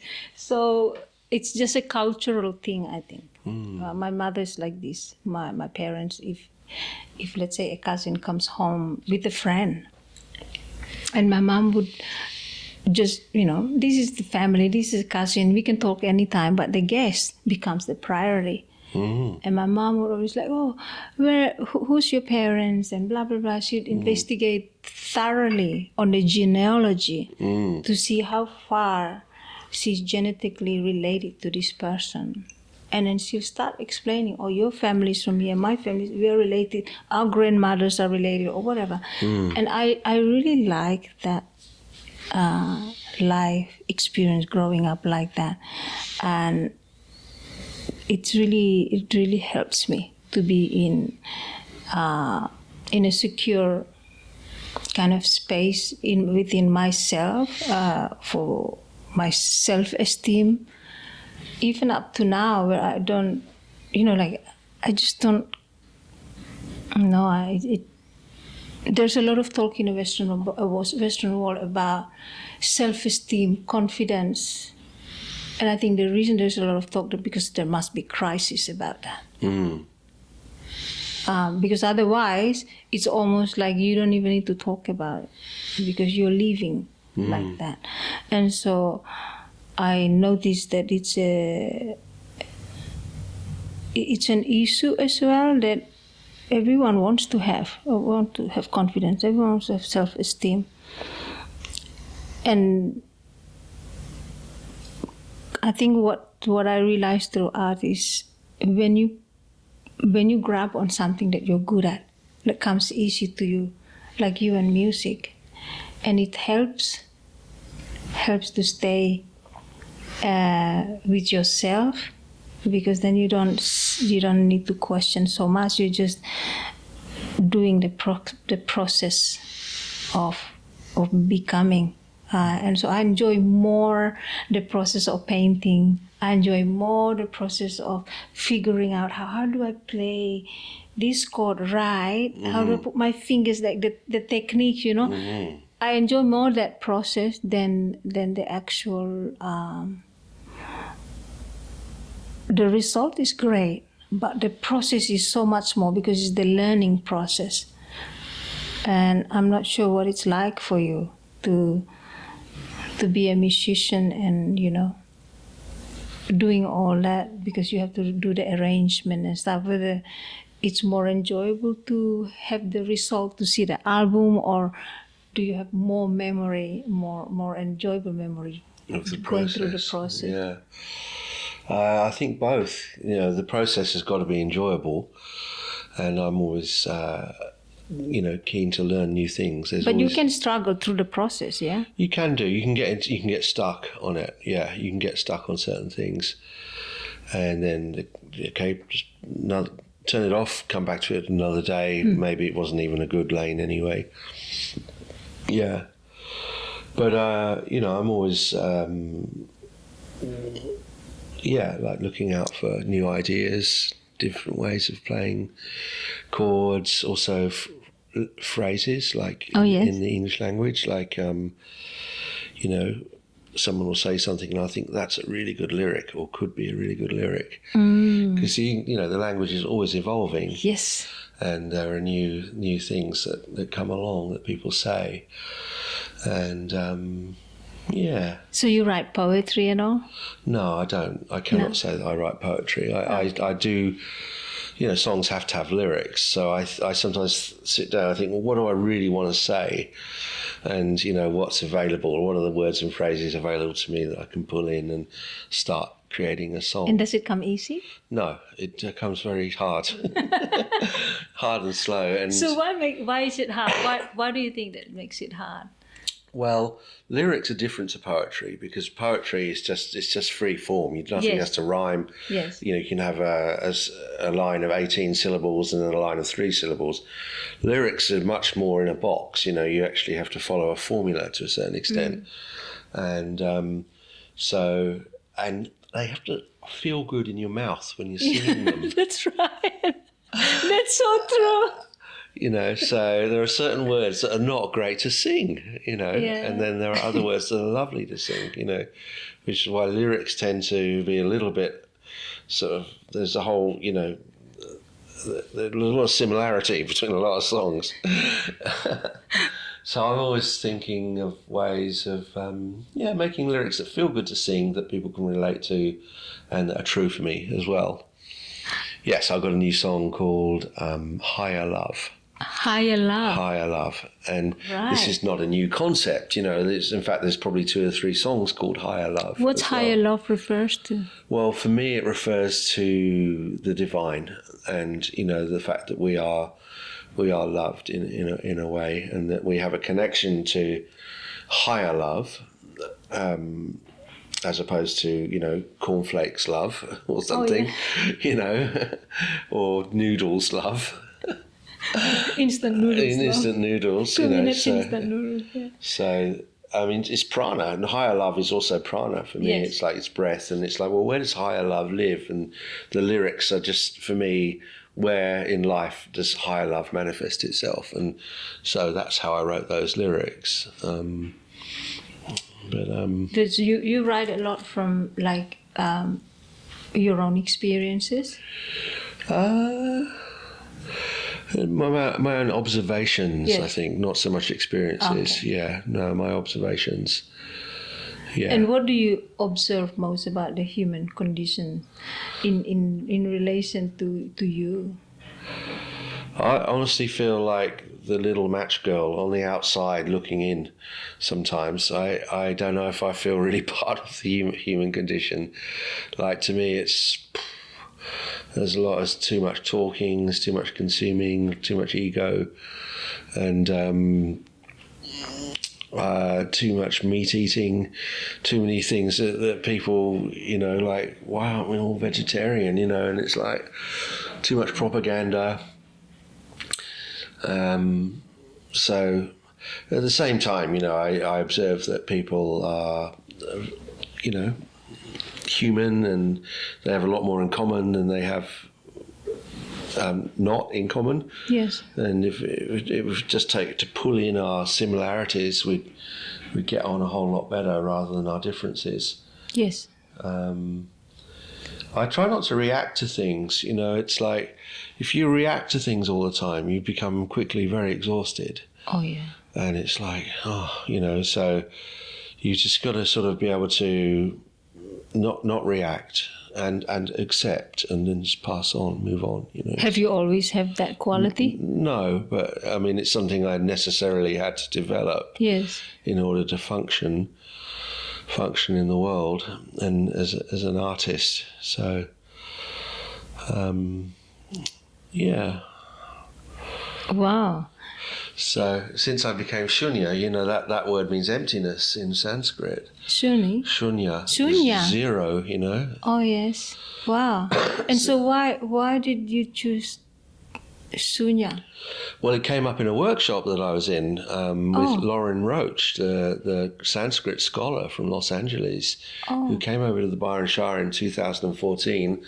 I was doing sound for his workshop, you know, like, and with Spirit Fest, and I was in the Spirit Festival. Spirit Festival in Mullumbimby. Wow. So, and he was talking about the space at the end of the out-breath, where there is nothing, where there's the potential for, edit that bit out, potential for something to happen, and it's a place of calm, you know. It's actually a place to aim for, because we live in a very busy world, and there's so many distractions. And I'm like, Shunya, this is brilliant, this is what I've been waiting to hear, this concept. And I thought, I'm just going to call myself that, try it on, see how it feels. Yeah, but also because you feel related, you identify with that. Yeah. And if you're comfortable in that, it's like going to a shop, right? There's so many shoes, pretty shoes, beautiful shoes, leather quality. But you can have the best quality of shoes there, but it doesn't fit comfortably with your shoes. No. Same thing with names our parents gave us. Mm. And not necessarily suitable for us. We don't feel related. Totally. We don't wear it into our marrow. Marrow, what a great word, marrow. I'm sorry. I love it. I don't know. I think what happened, the way I speak is culturally different too, because English is my third language. So quite often when I speak in English, because I know that I'm thinking in English, that the words comes up automatically already arranged in my first language. Yes. So culturally, I would speak a little bit different, and I come across really weird with my language. And so I sometimes feel, I feel a little bit embarrassed that I say the odd thing. You come across as extremely articulate and very fun and playful with language, so it's great. I do like poetry. Yeah. I write poetry in English mostly because I really like the play of language. And I was wondering when you mentioned lyrics, how you say it has to fit into a certain Yes, to fit within the rhythm of the chords. rhythm, and because it has to rhyme. I noticed that because I listen to Leonard Cohen a lot. Yeah. And he's like wordsmith's grandmaster for me. And for me, he's even above Dylan. I don't know why. I just feel really. It's like his lyrics are a language that maybe not everyone wants to understand, but I feel like I don't need to make an effort to understand what he's saying. I understand. And because there's also the religious connotations in some way that's delivered. I just love how the ability that he's able to romanticize religious things with, sexual desire, put it on together in such a profound, polite way. Okay, and there's not many who do that, and he's just exceptional. So he has this. When I listen to him, I noticed that the cleverness is just so good at rhyming things. And it's not the simple rhyming how he does it. And I can't ever do that for sure. And I thought to myself, because of that, I don't have the ability to do that. So when I want to write some lyrics, some lyrical adaptations from my poems, I break free from that. I say, because I always think of what my friends say, we can only do what we can. We can only play what we can. And so the same thing for me, I can only write what I can. So I write lyrics that doesn't necessarily rhymes anymore. I used to make the effort. Now I don't want to put myself into that category anymore. I think it's nice, yeah. It gets a bit, lyrics do not have to rhyme. It's nice to break free of that constriction. Yeah, it flows better. It flows better because if you do want to rhyme, the collections of words, the synonyms are there. You can try to find it. Wouldn't need to alter the meanings. You just need to find a similar something synonymously rhyming. Could be completely different words as well. I like the English language is very playful because there is also the old version, the Shakespeare style, that knows I not. You don't speak like that anymore. No, it went out of style. Yeah, they say the words are so abbreviated now, and I don't understand. And now they speak with emojis. Yes, right. Yeah. Yes. Yeah. We speak with the ancient Greek style, but the walls in the ancient Greeks stuff, they have all the depictions of almost like emojis. All right. Yes. Almost like our wall of emojis now. Yeah, the language, it is true. The inscription. Yeah. Would you like to play some songs because you brought the guitar? I did bring the guitar. I would love to hear some songs. It is so sweet. Play a song. Let's see what I've got in there. See what I've got in the tank. Gosh. I'm just going to adjust the frame, so here.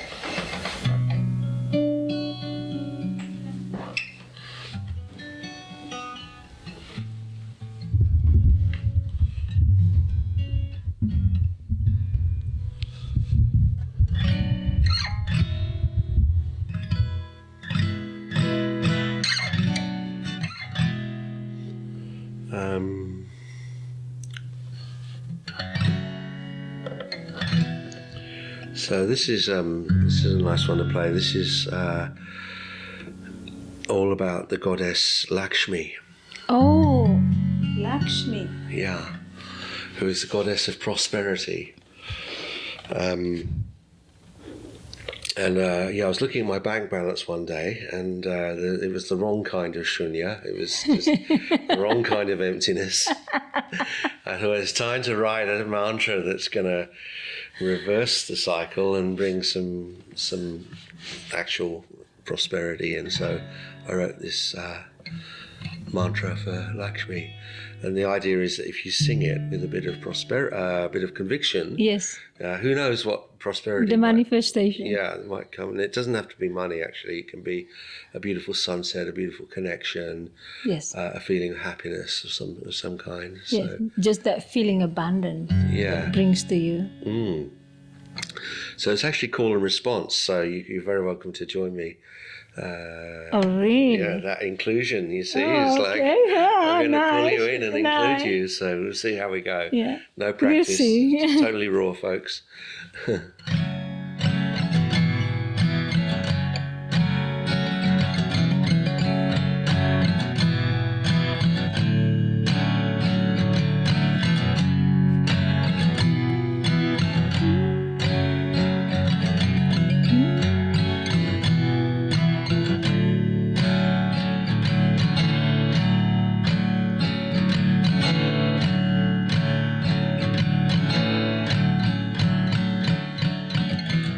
Shri Mahadevi Namaha.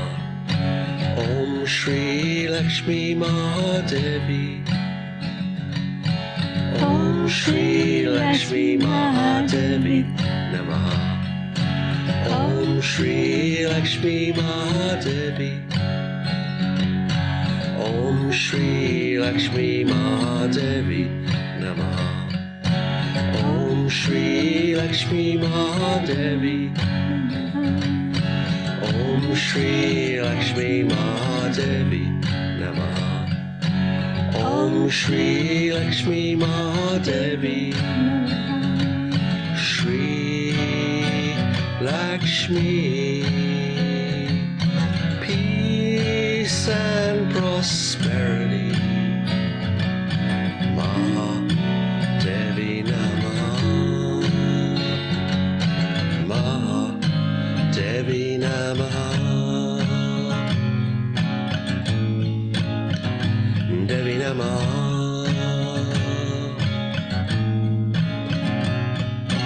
Om Shri Lakshmi Mahadevi Namaha.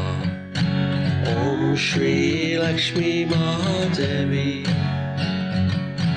Om Shri Lakshmi Mahadevi Namaha.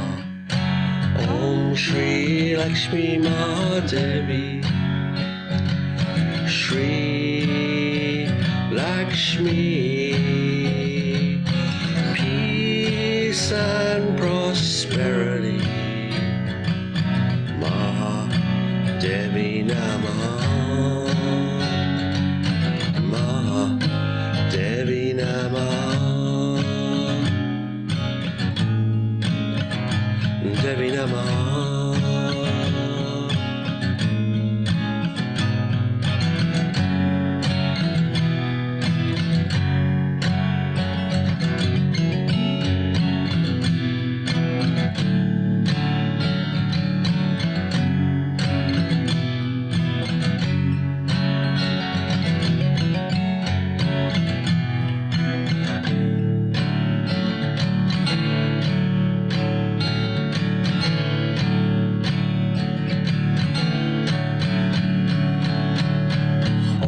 Shri Lakshmi Mahadevi Namaha.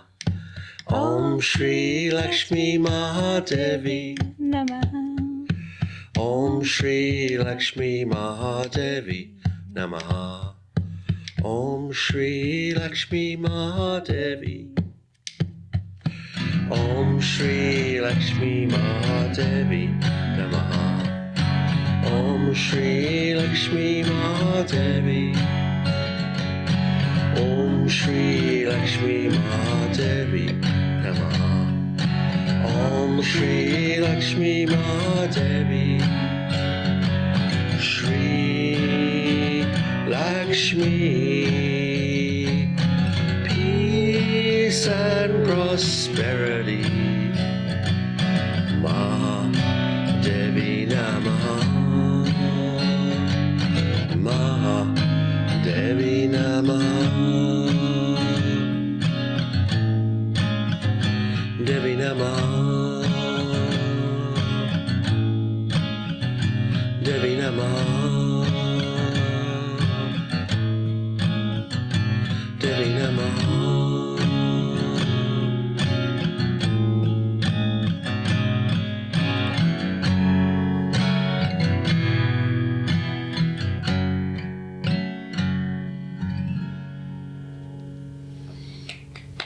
Thank you. Wow. When did you write this? Is it in the album? It's on Escape from Samsara. Oh, yes. Yes, about 3 years old, that one. Oh, wow. Mm-hmm. You sing this one often? Yeah, this is a regular live one. Oh, yeah. Play this with the band in Gold Coast. Oh, wow. Yeah. How often do you perform in the Gold Coast? Once a month. We hold a kirtan once a month at Gecko House in Currumbin. There's one on Thursday. If you'd like to come, I can send you the poster. Thank you. Yeah, it's by donation. Did you ever do it in Byron? No, we haven't been asked to play in Byron. I think we're playing here at a festival in November, quite a few months away. But This year you will? yeah. Okay. It's a wellness festival or something like that. Oh, yes. There's many festivals now in Byron, There is, which is yeah. great. Mm. And because it's always bring artists. Mm. And how many people in your band at the moment? 4-piece. 4 pieces band? Yeah. And What's in there? So guitar? and vocals, synthesizer and vocals. Oh, yes. Harmonium and vocals. And another lady who just sings and plays frame drum. Yes. Oh, yes. Mm. Wow. all are from the area? They're all from the Gold Coast. Oh, just you're from... Yeah. Okay. So we've got quite a following on the Gold Coast because we've been doing this every month for about 18 months now. Oh, that's good. What are the demographic of people that follow you? Nice people. nice one. They're nice. They're really cool. Our audience is very friendly. Usually they're like yoga teachers and people involved in some kind of sound healing or psychologists. We get a lot of psychologists coming and quite a few young people come, in their early 20s and so on. Yes. Oh, yeah. There's not a lot of mantra and devotional music on the Gold Coast, so they're kind of curious. Mainly. So do people have to book tickets and stuff to go? They can book a ticket, but we've actually just started doing it by donation. Okay. Like just turn up and pay what you can because we just didn't want to contribute to the cost of living crisis. And so, yeah, our last gig was about 25 people, chucking $10 in the hat. $20. And, what was the link on Spotify or the channels that people can listen to your music? Well, the name of this band is Prema Shakti Rising. Prema Shakti Rising. And we've made 2 albums so far. The first album was called Journey to the Unseen. Oh, It's quite cosmic. That's interesting. Yeah, Journey to the Unseen, beautiful album, 7 tracks, and that's 2 years ago. And then this year we made a new collection, and that's called Rise Up. Oh, Rise Up. What's Rise Up about? Well, Would it's you like about everything we've been talking about today. Yeah. Okay, so in that regard, it's like I'll play you the chorus. It's great little riff. It's and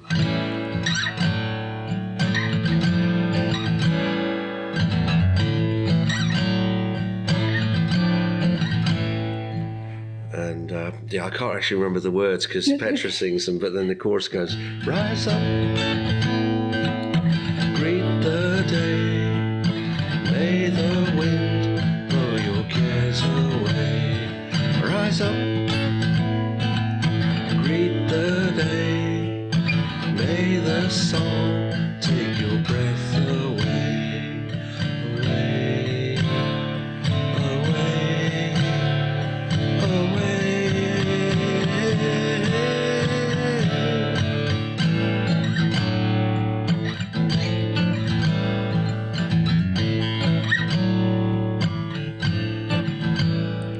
Rise up, greet the day, let the wind blow your cares away. Rise up,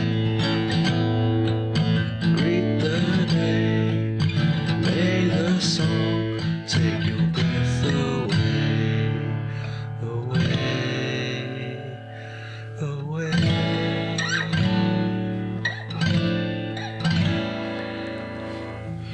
So that's Rise Up. Yeah, it's a very pop song. And the verse lyrics are all about your voice has the power to set you free. And yeah, it's all about the power of singing. Yeah. Mm. And what are the young people, when the attendees, when they come, the young ones, what do they say to you? Did you ever have conversations with them? Not really, no. They just say thank you very much. And,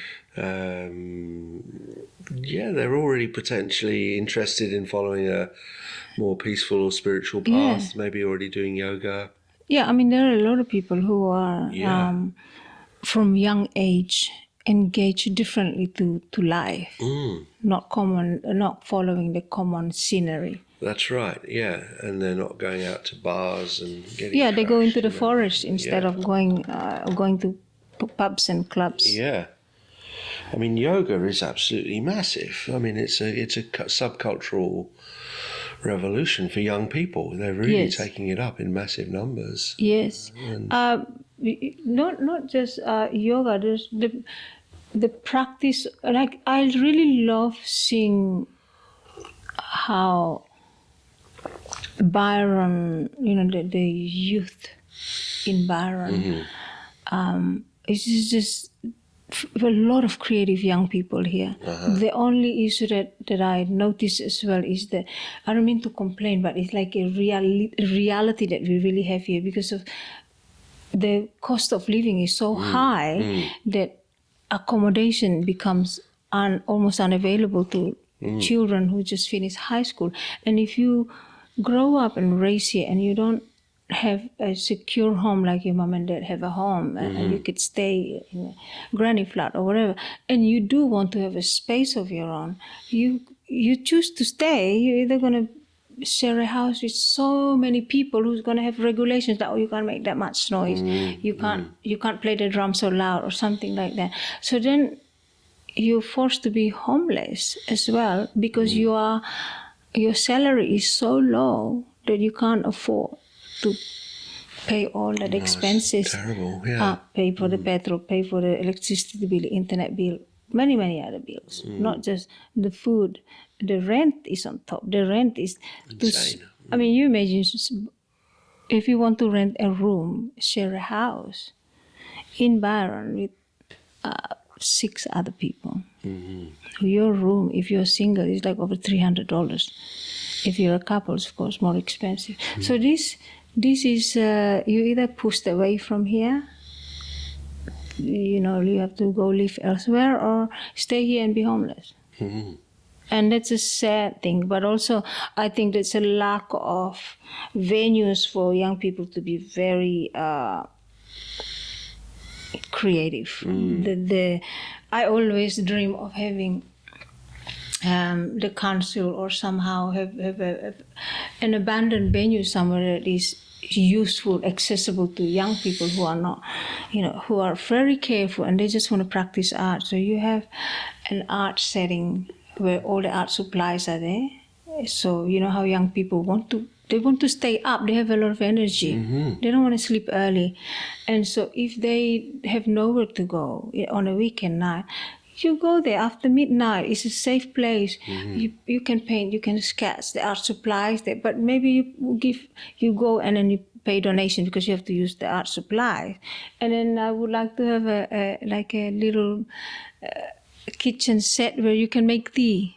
Non-alcoholic beverages, warm tea or something. It's just to drink through the night. And then there is a stage with bass, with cello, with whatever, with piano. So somebody's jamming, a few people jamming acoustically, and then somebody's painting or sketching, and somebody might be writing poetry along. It's my dream to have something like this for community. I think that we progress really a lot faster if something like this is harnessed and you tap the creativity of young people within the community. But if you don't provide that, then I think it drags on. And then also I don't like online comments where quite often young people also get blamed for everything. I mean, these are people who they barely understand what life is. They haven't lived. They're just in high school. They're struggling. School system that is still very old. All fossilized school system, and they don't necessarily know how to communicate with the younger generation. If you have a very old generation, they do, but different connection. And so I think we're missing out a lot on tapping the creativity of young people in a smaller community. Well, it should be a priority in Byron Bay. And maybe I just don't see it much, or there's little spaces that privately created for that, but it's not enough because of the funding or something. It's just not enough to continue. Yeah, and it's the Airbnb culture that's taken away all the available houses just for rich people to go on holiday. I mean, there are new venues that created, but then you pay money. You also, and they always, they invite the artists to come and play and they pay the artists. But what about something that's more affordable for young people, as young as 18 who just finished school? And they don't want to drink. There are people who don't drink as well. Yeah. Not every young person drink and do drugs and smoke. Yeah, right. Yeah. No, there definitely should be. Well, I would love that. Yeah. And you have you have a lot of chess boards. These are stuff that it takes away something. You're in a space where you're safe with everyone who practice the same thing, art. In different forms on the same space. But I really, it's like, if I have money, I would not hesitate to create something like that. I mean, probably the bureaucratic side of it is a lot to learn. But well, I think Byron has an incredible busking culture. It's like you can see the quality of the busking is off the chart. And this is young it's people. a lot lesser than before. It's a lot less, though, yeah, because of you needing a license. Yeah, but it's since COVID restriction that became, there's a big alteration in it. Because, I mean, I used to be in town all the time busking myself. Okay. Yeah, and so I kind of, back in the days where I was busking, it was a lot nicer because the sound, everyone was very aware of the amplifier. Yeah, the volume levels. Yeah, the volume restriction. And not only that, it was also the musicians respectful of each other's space because they kind of communicate. It's like within, 10, 20 minutes apart from each other, and then they communicate to take turns. No, they're like 10 meters apart, and they put themselves as loud as they can, so you don't know what you're hearing. I mean, you go, if you ever walk on a weekend to the Great Northern Johnson Street, there is a piano bar. It's so loud. Right next door to the next room is the park. And that's another live music. Piano bar is crazy loud. and then you have to hear these musicians at the pub or by the bar, and then there is next to it is the National Bank, people basking, and they put it's just crazy. And then opposite them across the road is a club. They're going it's you know. Big energy, yeah. Yeah, within a proximity of 20 meters of each other, all four happening, blasting as loud as they can. It's ridiculous. It's not what I mean. So in a way, there's some things remain the same, which is the music. Yeah, and But free. the change is ridiculous. They're not. Free music, because the Rails is free and the Beach Hotel is free, and apart from some ticketed shows, but I think it's a music town, that's for sure. But yeah, there could just be more places for general creativity and so on, for sure. I don't know. I don't even read the Echo anymore. I don't really know what's going on. I stopped reading the Echo. I don't know why. I used to read it. I don't know why. There's so many ads now. Comes with all advertisement, and it pisses me off. I don't even look at it. And I used to listen to Bay FM a lot, and even that I don't. So I don't know, something about the way things are shifting in our community. Yeah. What was your first impression when you got to this area, coming from such an opposite reality? Big city of London. Well, it was definitely that this was a bit of a sunrise kind of area, and it was like it sort of lived up to its reputation as being quite progressive. There was like people were talking about permaculture, and people were having markets, and they weren't even necessarily using money, they were trading, and people were making things. They were making their own clothes, and it didn't matter if you wore brightly coloured clothes that you'd made out of cotton that you'd bought for nothing, or in an op shop, and an exceptional beauty. The beaches, the headland, of the spiritual vibration of being Australia's most easterly point, and Cavern Bar, the meeting place. So it was like very international, and I honestly thought it was fantastic and very happy and open, and quite a lot. And accommodation wasn't a problem back then. There was plenty to go around. And then, rich people in Sydney had a look at it and thought, oh, we're going to buy into that and, turn our second property into Airbnb. And then suddenly you've got a great divide. And then the movie stars discovered it. And then it's just like And then the Byron Council got very heavy on regulations, like, oh, you can't have a granny flat, you can't have someone sleeping in your bales, you can't have more than, it's like, well, where are people supposed to live and where are people supposed to park?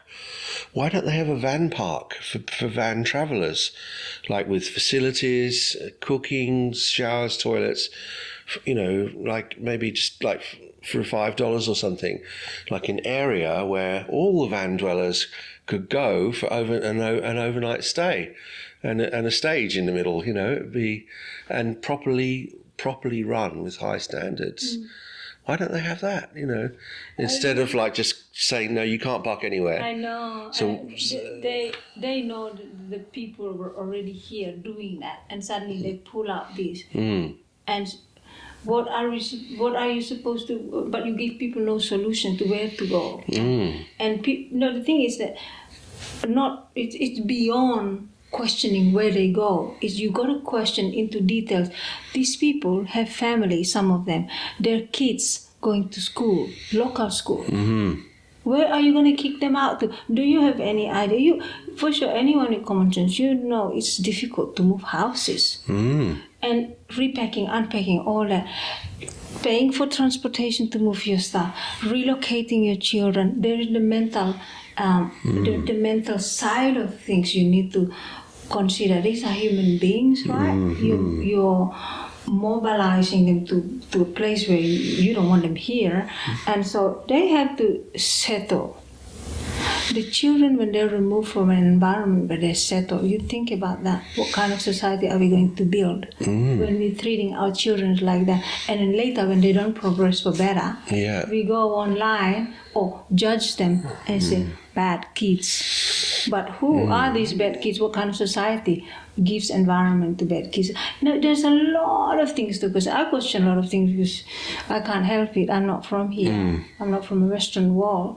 And you create so much regulations, yet you don't provide enough opportunities and solutions. Yes, Exactly. Yes. And so it's a hypocritical situation. You can't be a good politician promoting yourself to be, I can fix this, when you actually don't channel certainty and clarity.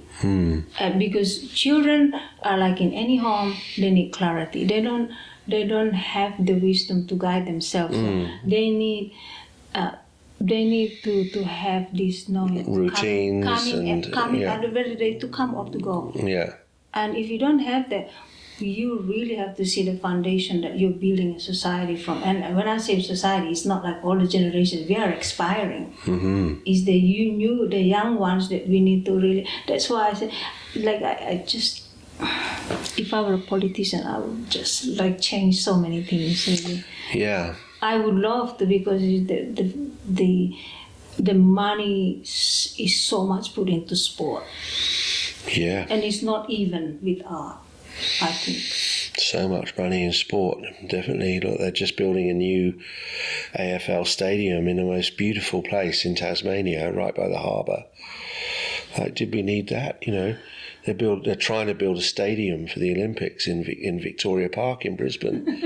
The last green space left, and they want to put a sports stadium in it so a few elite athletes can run around a track. Can you imagine if you were to build a stadium that big and have it available for artists, for musicians? Yeah. You imagine the young kids who are so creative and they get access for free to use that stadium to perform.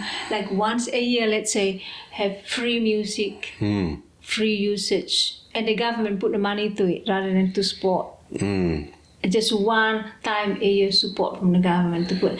You imagine the vibration, the good frequency that you channel. But of course, we come with regulations that you can't do drugs, you can't. This is a peaceful. If you do things like that, you're giving for free, but you also have a restriction to say, well, it's just for peaceful. You know, like I'm sure good intention comes with good result. It's sometimes, you know, when you come from a different culture, you question a lot of things. Not that you want to. I don't mean to, like, I don't want to fit in. I just think that there are certain things that could be done so much better. Totally, yeah, I agree. Because there's so much money. It's not like there is no money to support that. But unfortunately, the people who manage the money, not with the same thinking as I have or somebody else has. It's all capitalism, you know, and Profit. And profit, and it's a big, you know, it's a big problem. We need to redistribute the wealth. Have you ever gone back to London? Yeah, I go back in the summer. Yes. The British summer, I sometimes go back. I'm not going this year, but London, not so much. I mean, it's okay. London's a great city, actually. Oh, yes. It's very multicultural.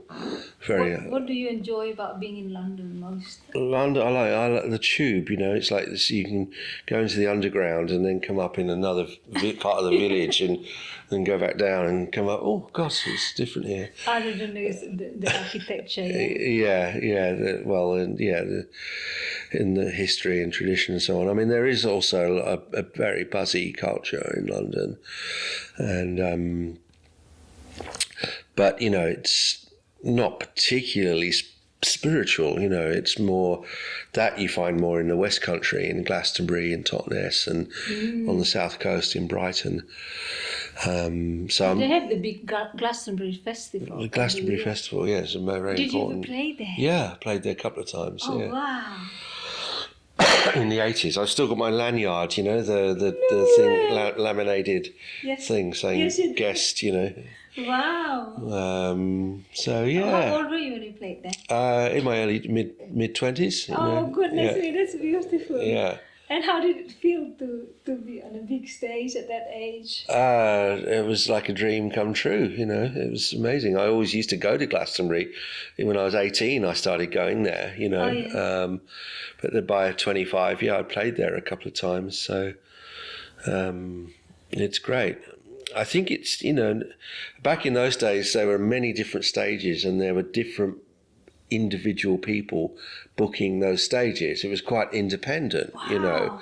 Okay. Like, so the owner of the farm, I forget the guy's name, but and his daughter, you know, they just basically oversaw the whole festival, the logistics, you know, the rubbish trucks and the roads and the everything else. But then the individual areas were managed by individual people, so it was like a series of villages. And so, you know, it was very independent and quirky. You know, there was a lot of unsigned bands playing and that sort of thing. And then the music industry kind of, like Live Nation, took it over. You know, they saw that. And the BBC kind of got in there with its cameras and its angles and its presenters, and they turned it much more corporate, and the price went through the roof as well. Oh, goodness. And the popularity also increased. I mean, there's a good side of it for the artist being exposed as well, but then...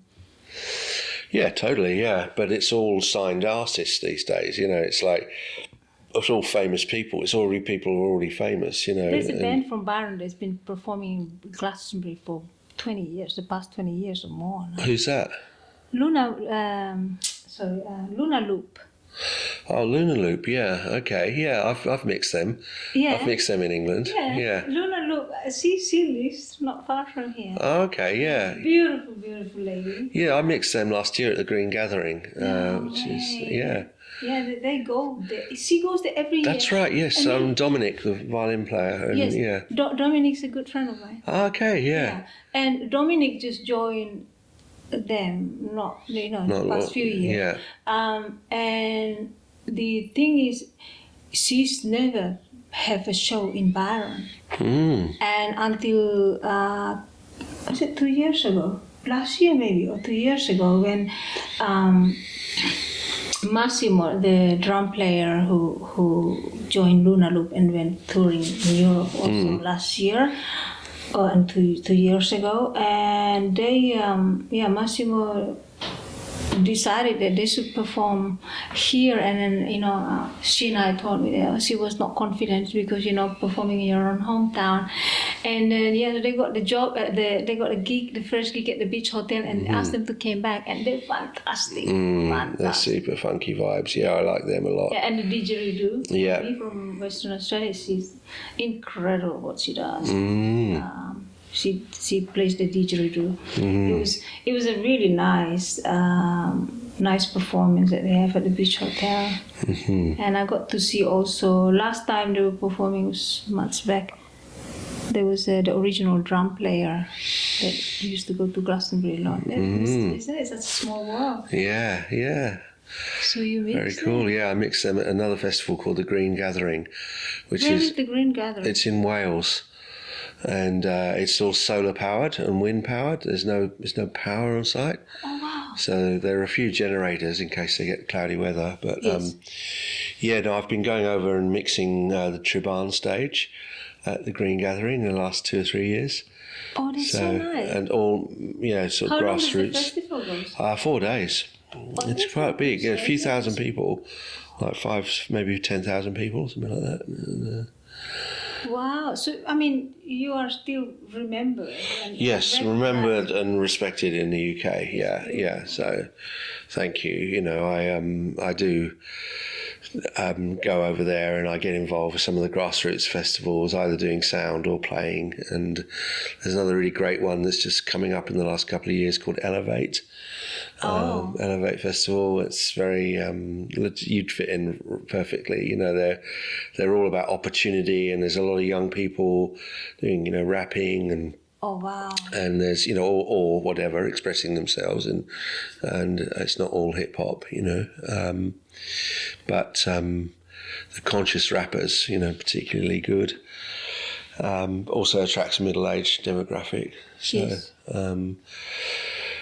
So Elevate, it's finding its feet, and then there are others that are, you know, sort of all about love was a big one that came through, and then that sort of got too big for itself too quickly. Like you gotta walk before you run, and then suddenly you get there's too much to deal with, you know. So, and then others are so small that you can hardly find out about them. It's like 80 people in a field.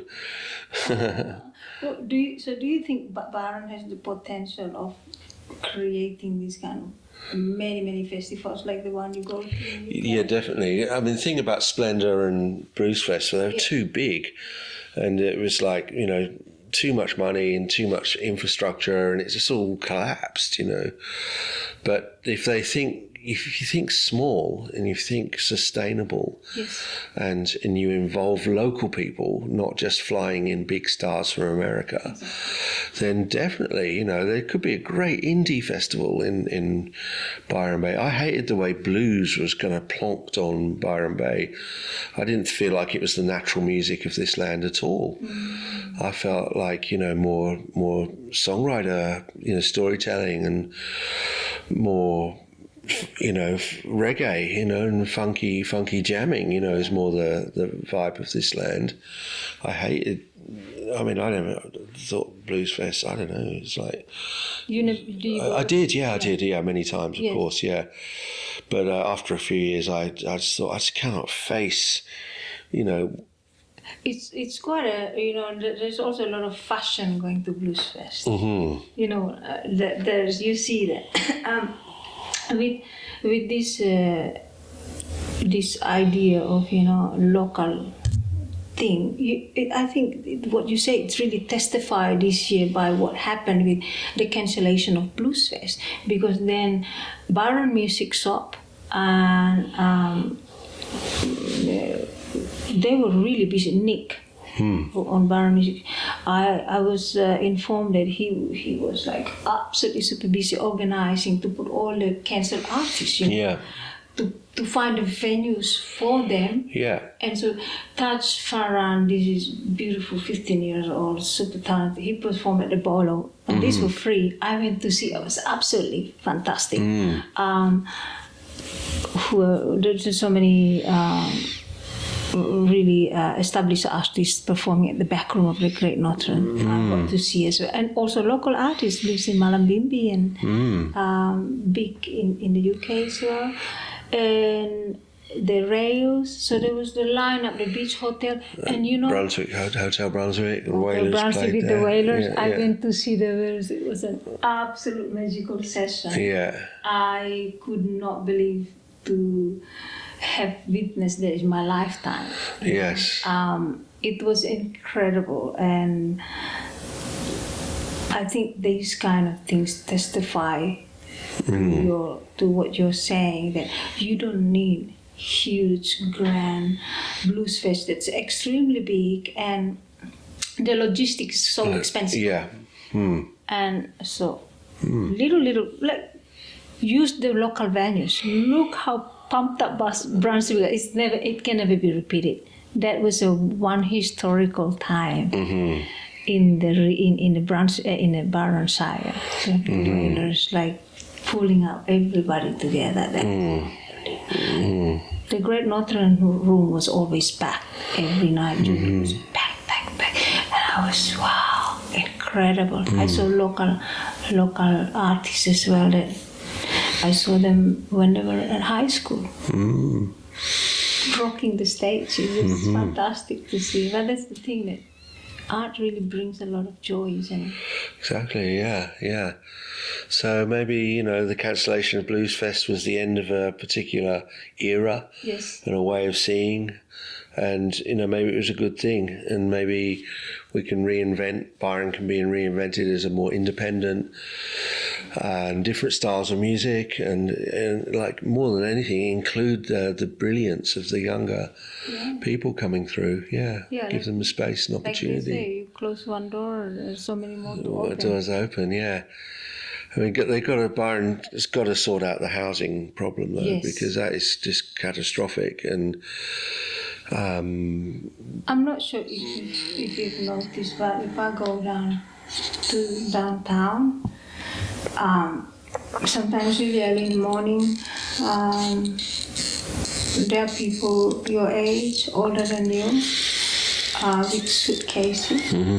Very, they're put together, but they're sleeping in the park, on the grass side by Clark Beach, hiding under the shadow of a tree trunk because of the lights, from the streets. And I think it's not a choice for them. They just don't have a choice at such old age to find yourself like, and it's really heartbreaking to see that.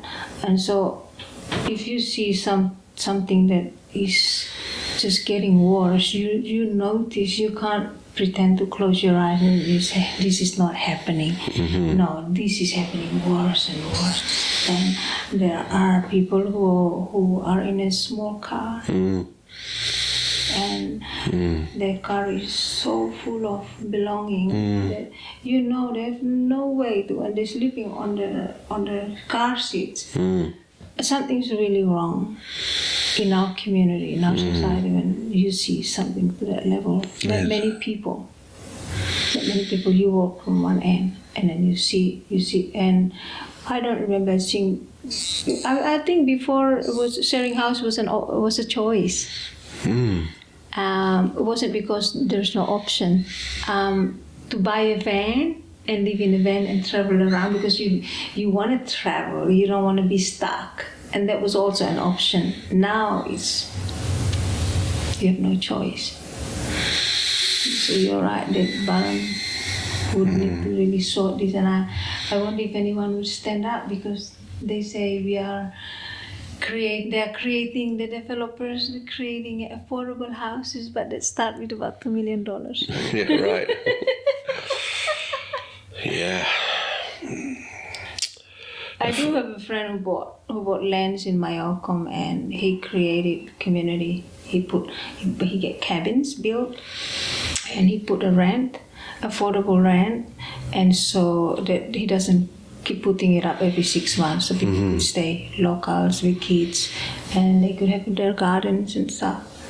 Good for him. Yeah, that's great. Good for him. Oh, in the beginning, they just think he just want the money and so on. So no, he's just making enough money to maintain stuff. But it's $400. You have your own space, around that, I think. You have your own space, and you can park your car. You can make a garden, and there are one or two people who still care in the community, contributes in a different way because they have the money. But I think, like you say, could be better. Yeah, it could be a lot better. It was a really big deal when the council changed. They came heavy on the regulation. Yeah. I wish they came up really heavy on Airbnbs. Yes. From the start. Yeah.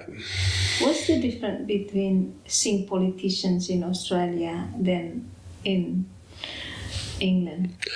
What's the difference between the politicians? Yes. Because here, I don't know if you've ever watched Parliament House. The way they debate here is like high schoolers. They mock each other. It was so embarrassing. Yeah. Have you seen it here? I have, yeah. I've seen that. I think it's very similar to the system in Westminster. Oh, really?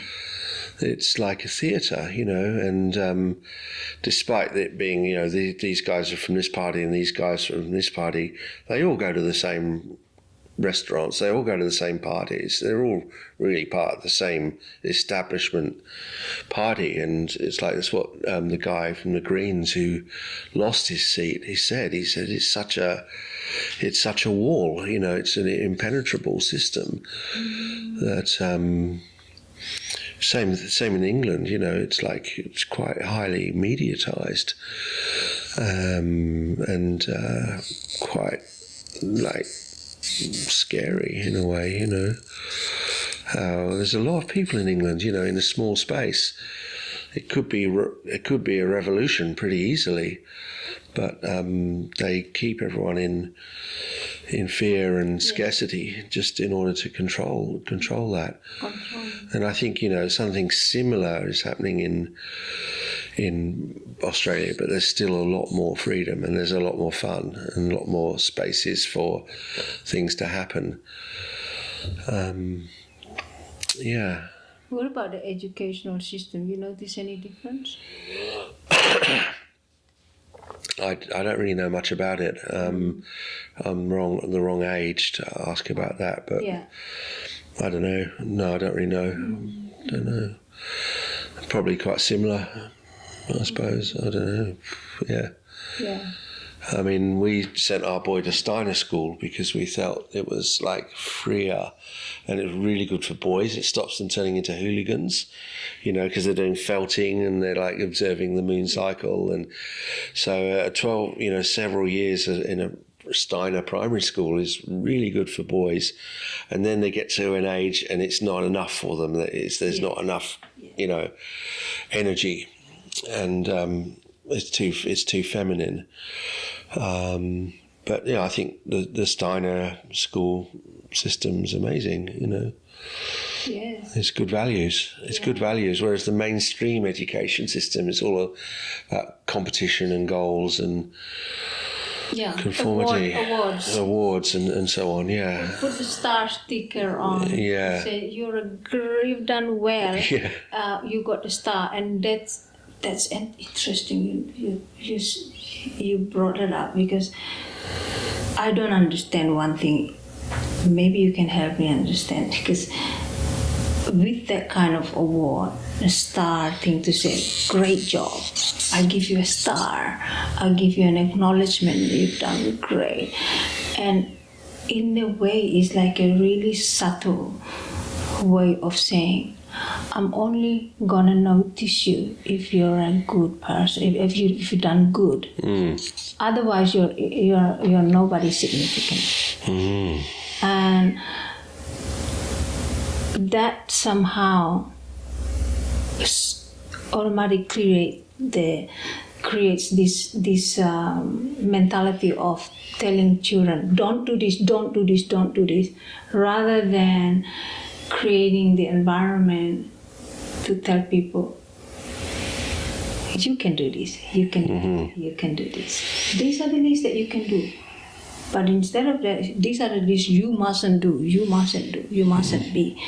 And so I like to think, or at least with the way I'm raised, is that I always know I'm good, I'm loved, even if I do the most unpleasant thing to my parents.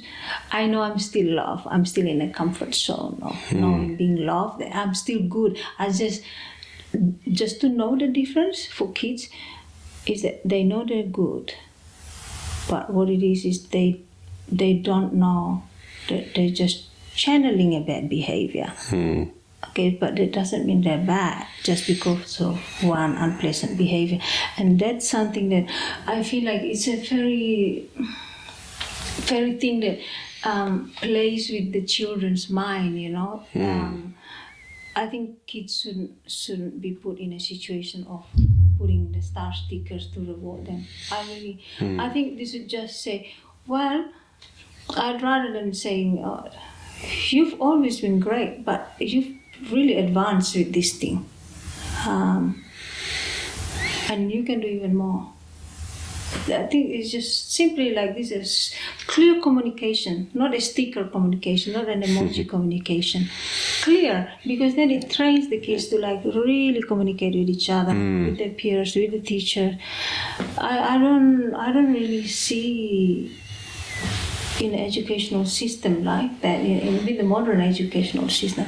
In a traditional way, like kids, when you're in a community, we talk.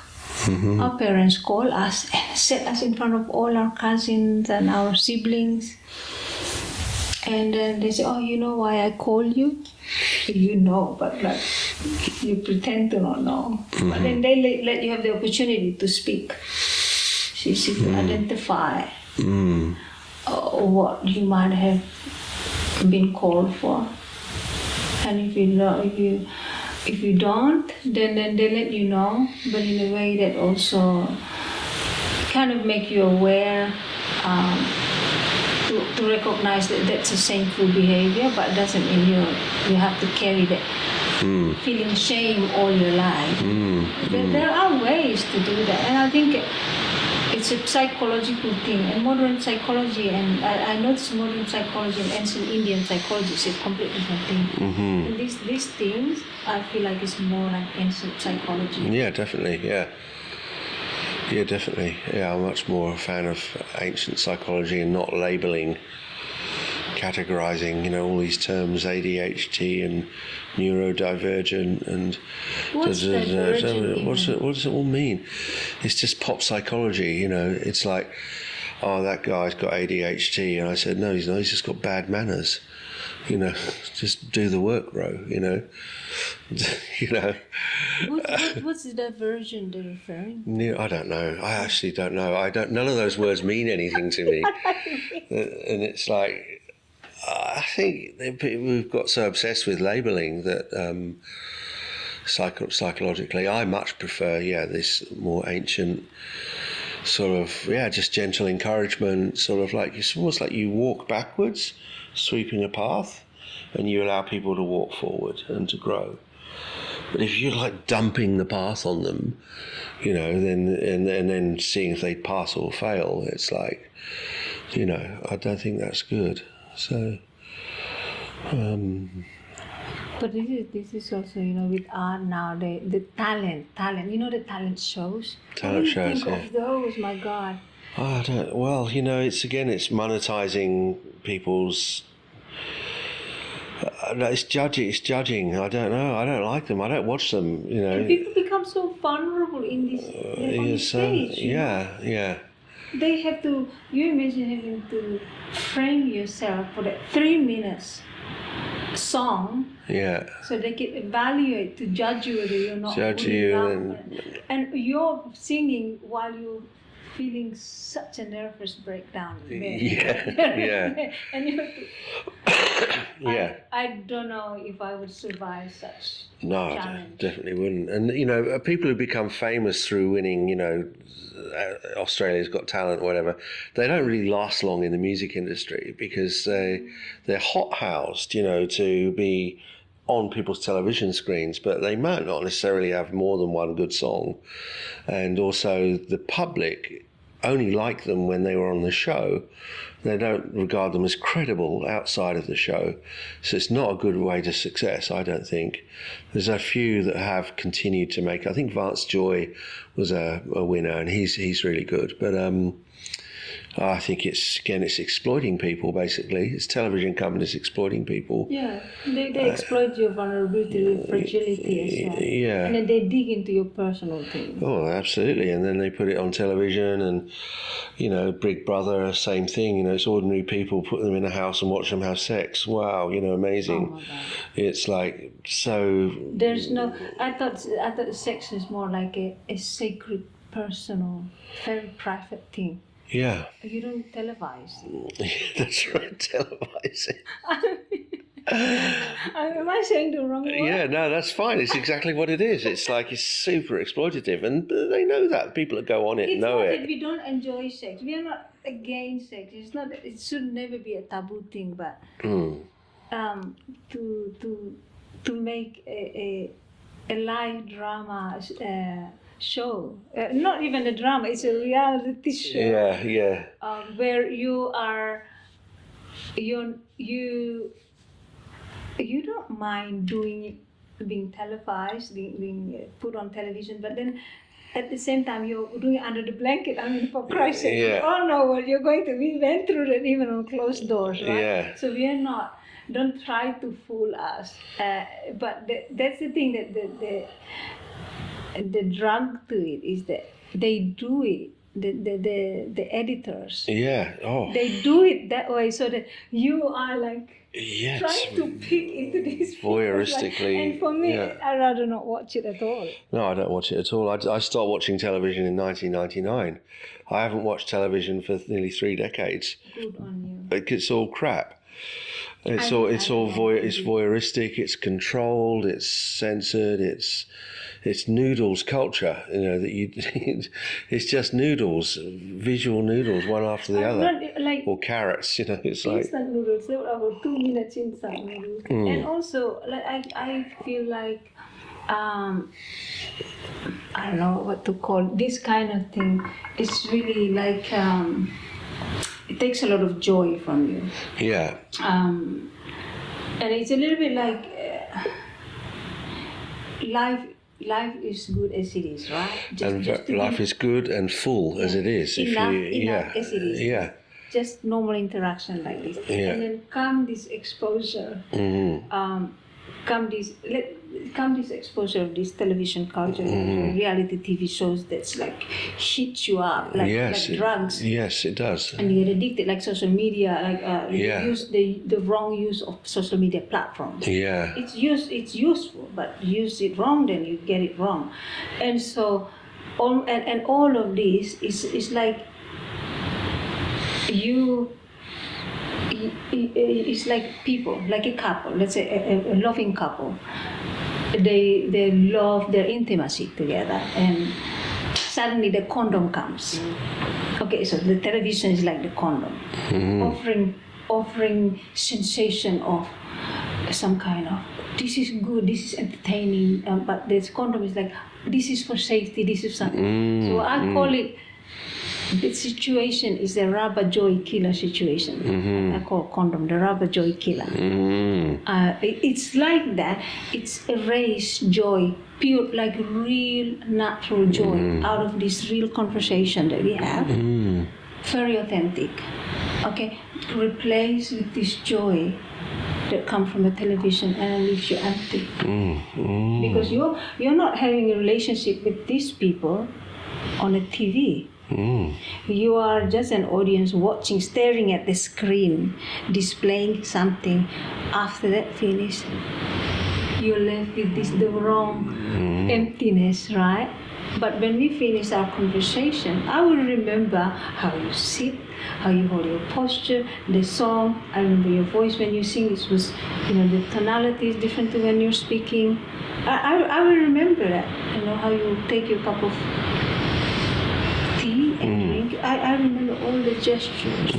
Thank you. But I wouldn't remember all the flashing on the TV. Very instant. And it's joy killing for me. I don't think I should be thinking that far, but I see it like that for me. So I don't engage. No, I agree. And when I pulled out the plug in 1999, I could see that was happening. So what makes you became aware? Well, there was one thing that it was the mad cow disease in England. Like there was a virus that was going through all the cows, and it was killing and it was a disaster for the beef industry. And I didn't care because I'm vegetarian. I've been a vegetarian all my life, really. Oh, yes. Yeah, well, of course, because it's more compassionate to be vegetarian at the end of the day.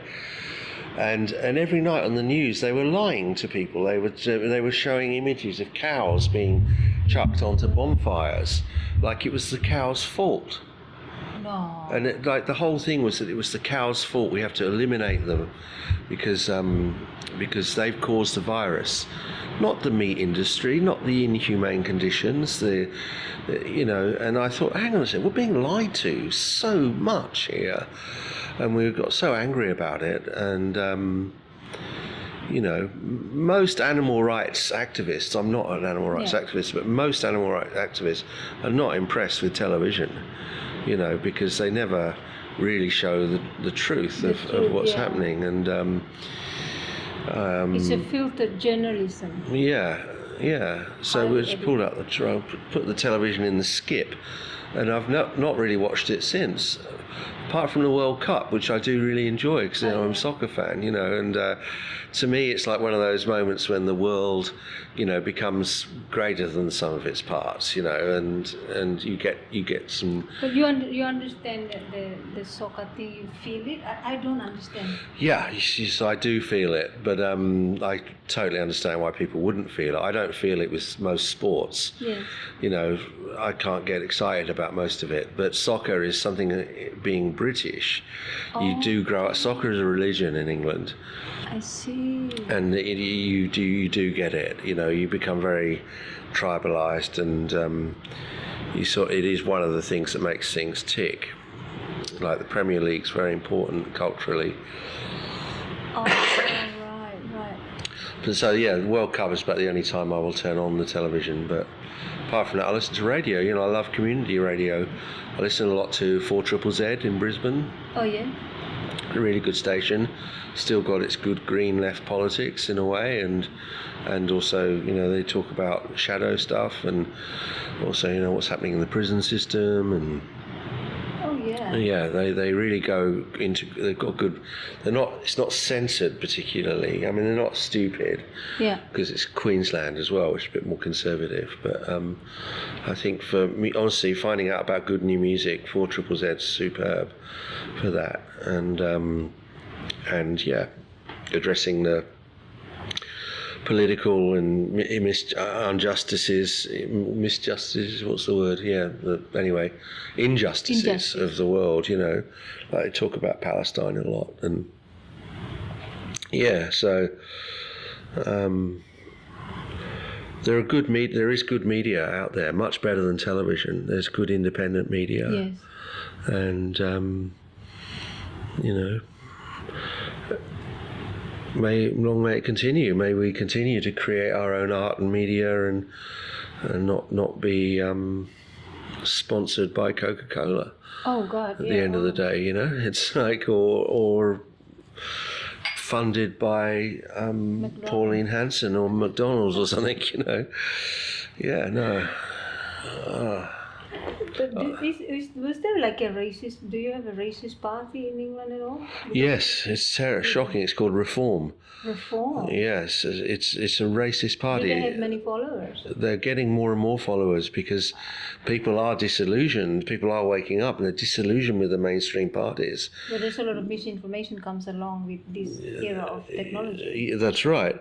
But people, instead of turning to the Greens or whatever, or not voting at all, they turn to the far right. And so the Reform Party is at the same time, right, like One Nation in Australia, it's getting a lot more popularity. And you think because they're frightened by the possibility of... Oh, it's fear-based racism, actually, absolutely. It's like, these immigrants, they're coming over here, taking our jobs and our housing, and it's too crowded, and it's really capitalism that's causing the problem. It's not people from South Asia, you know. It's capitalism. And the media and the police that keep it all in place, you know. That's where the problems are. But people can't see that because they went through the mainstream education system where it was like, you know, the head teacher makes the rules, and so, you know, so they're very compliant. So they easily fall compliant. They fall for the right-wing racist arguments. I've got a long-term cough. Of course, from when I used to be a smoker. I think it's out of the thing. I'm gonna can I make more tea? Yeah, sure. I would make it. Anyone telling a story, there's a great benefits because presence. Yeah. And if you're in this timeline, I'm in the same timeline with you, following the conversation, and it triggers my interest even more.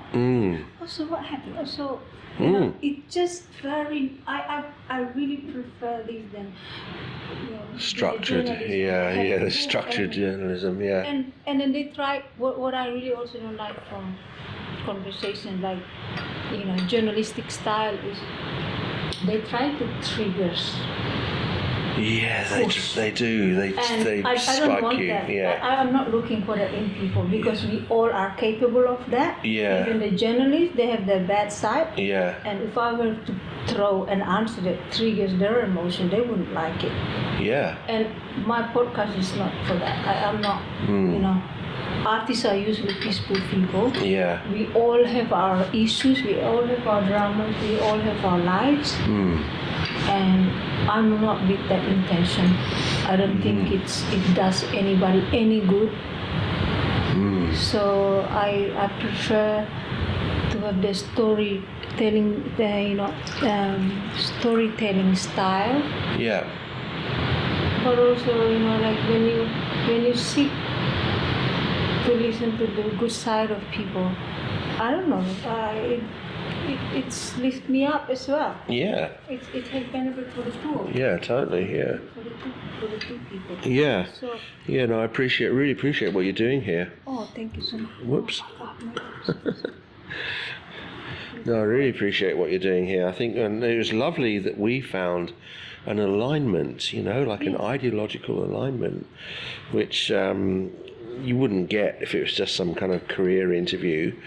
It was amazing how much in common we've got. Oh yes, we have a lot of in common.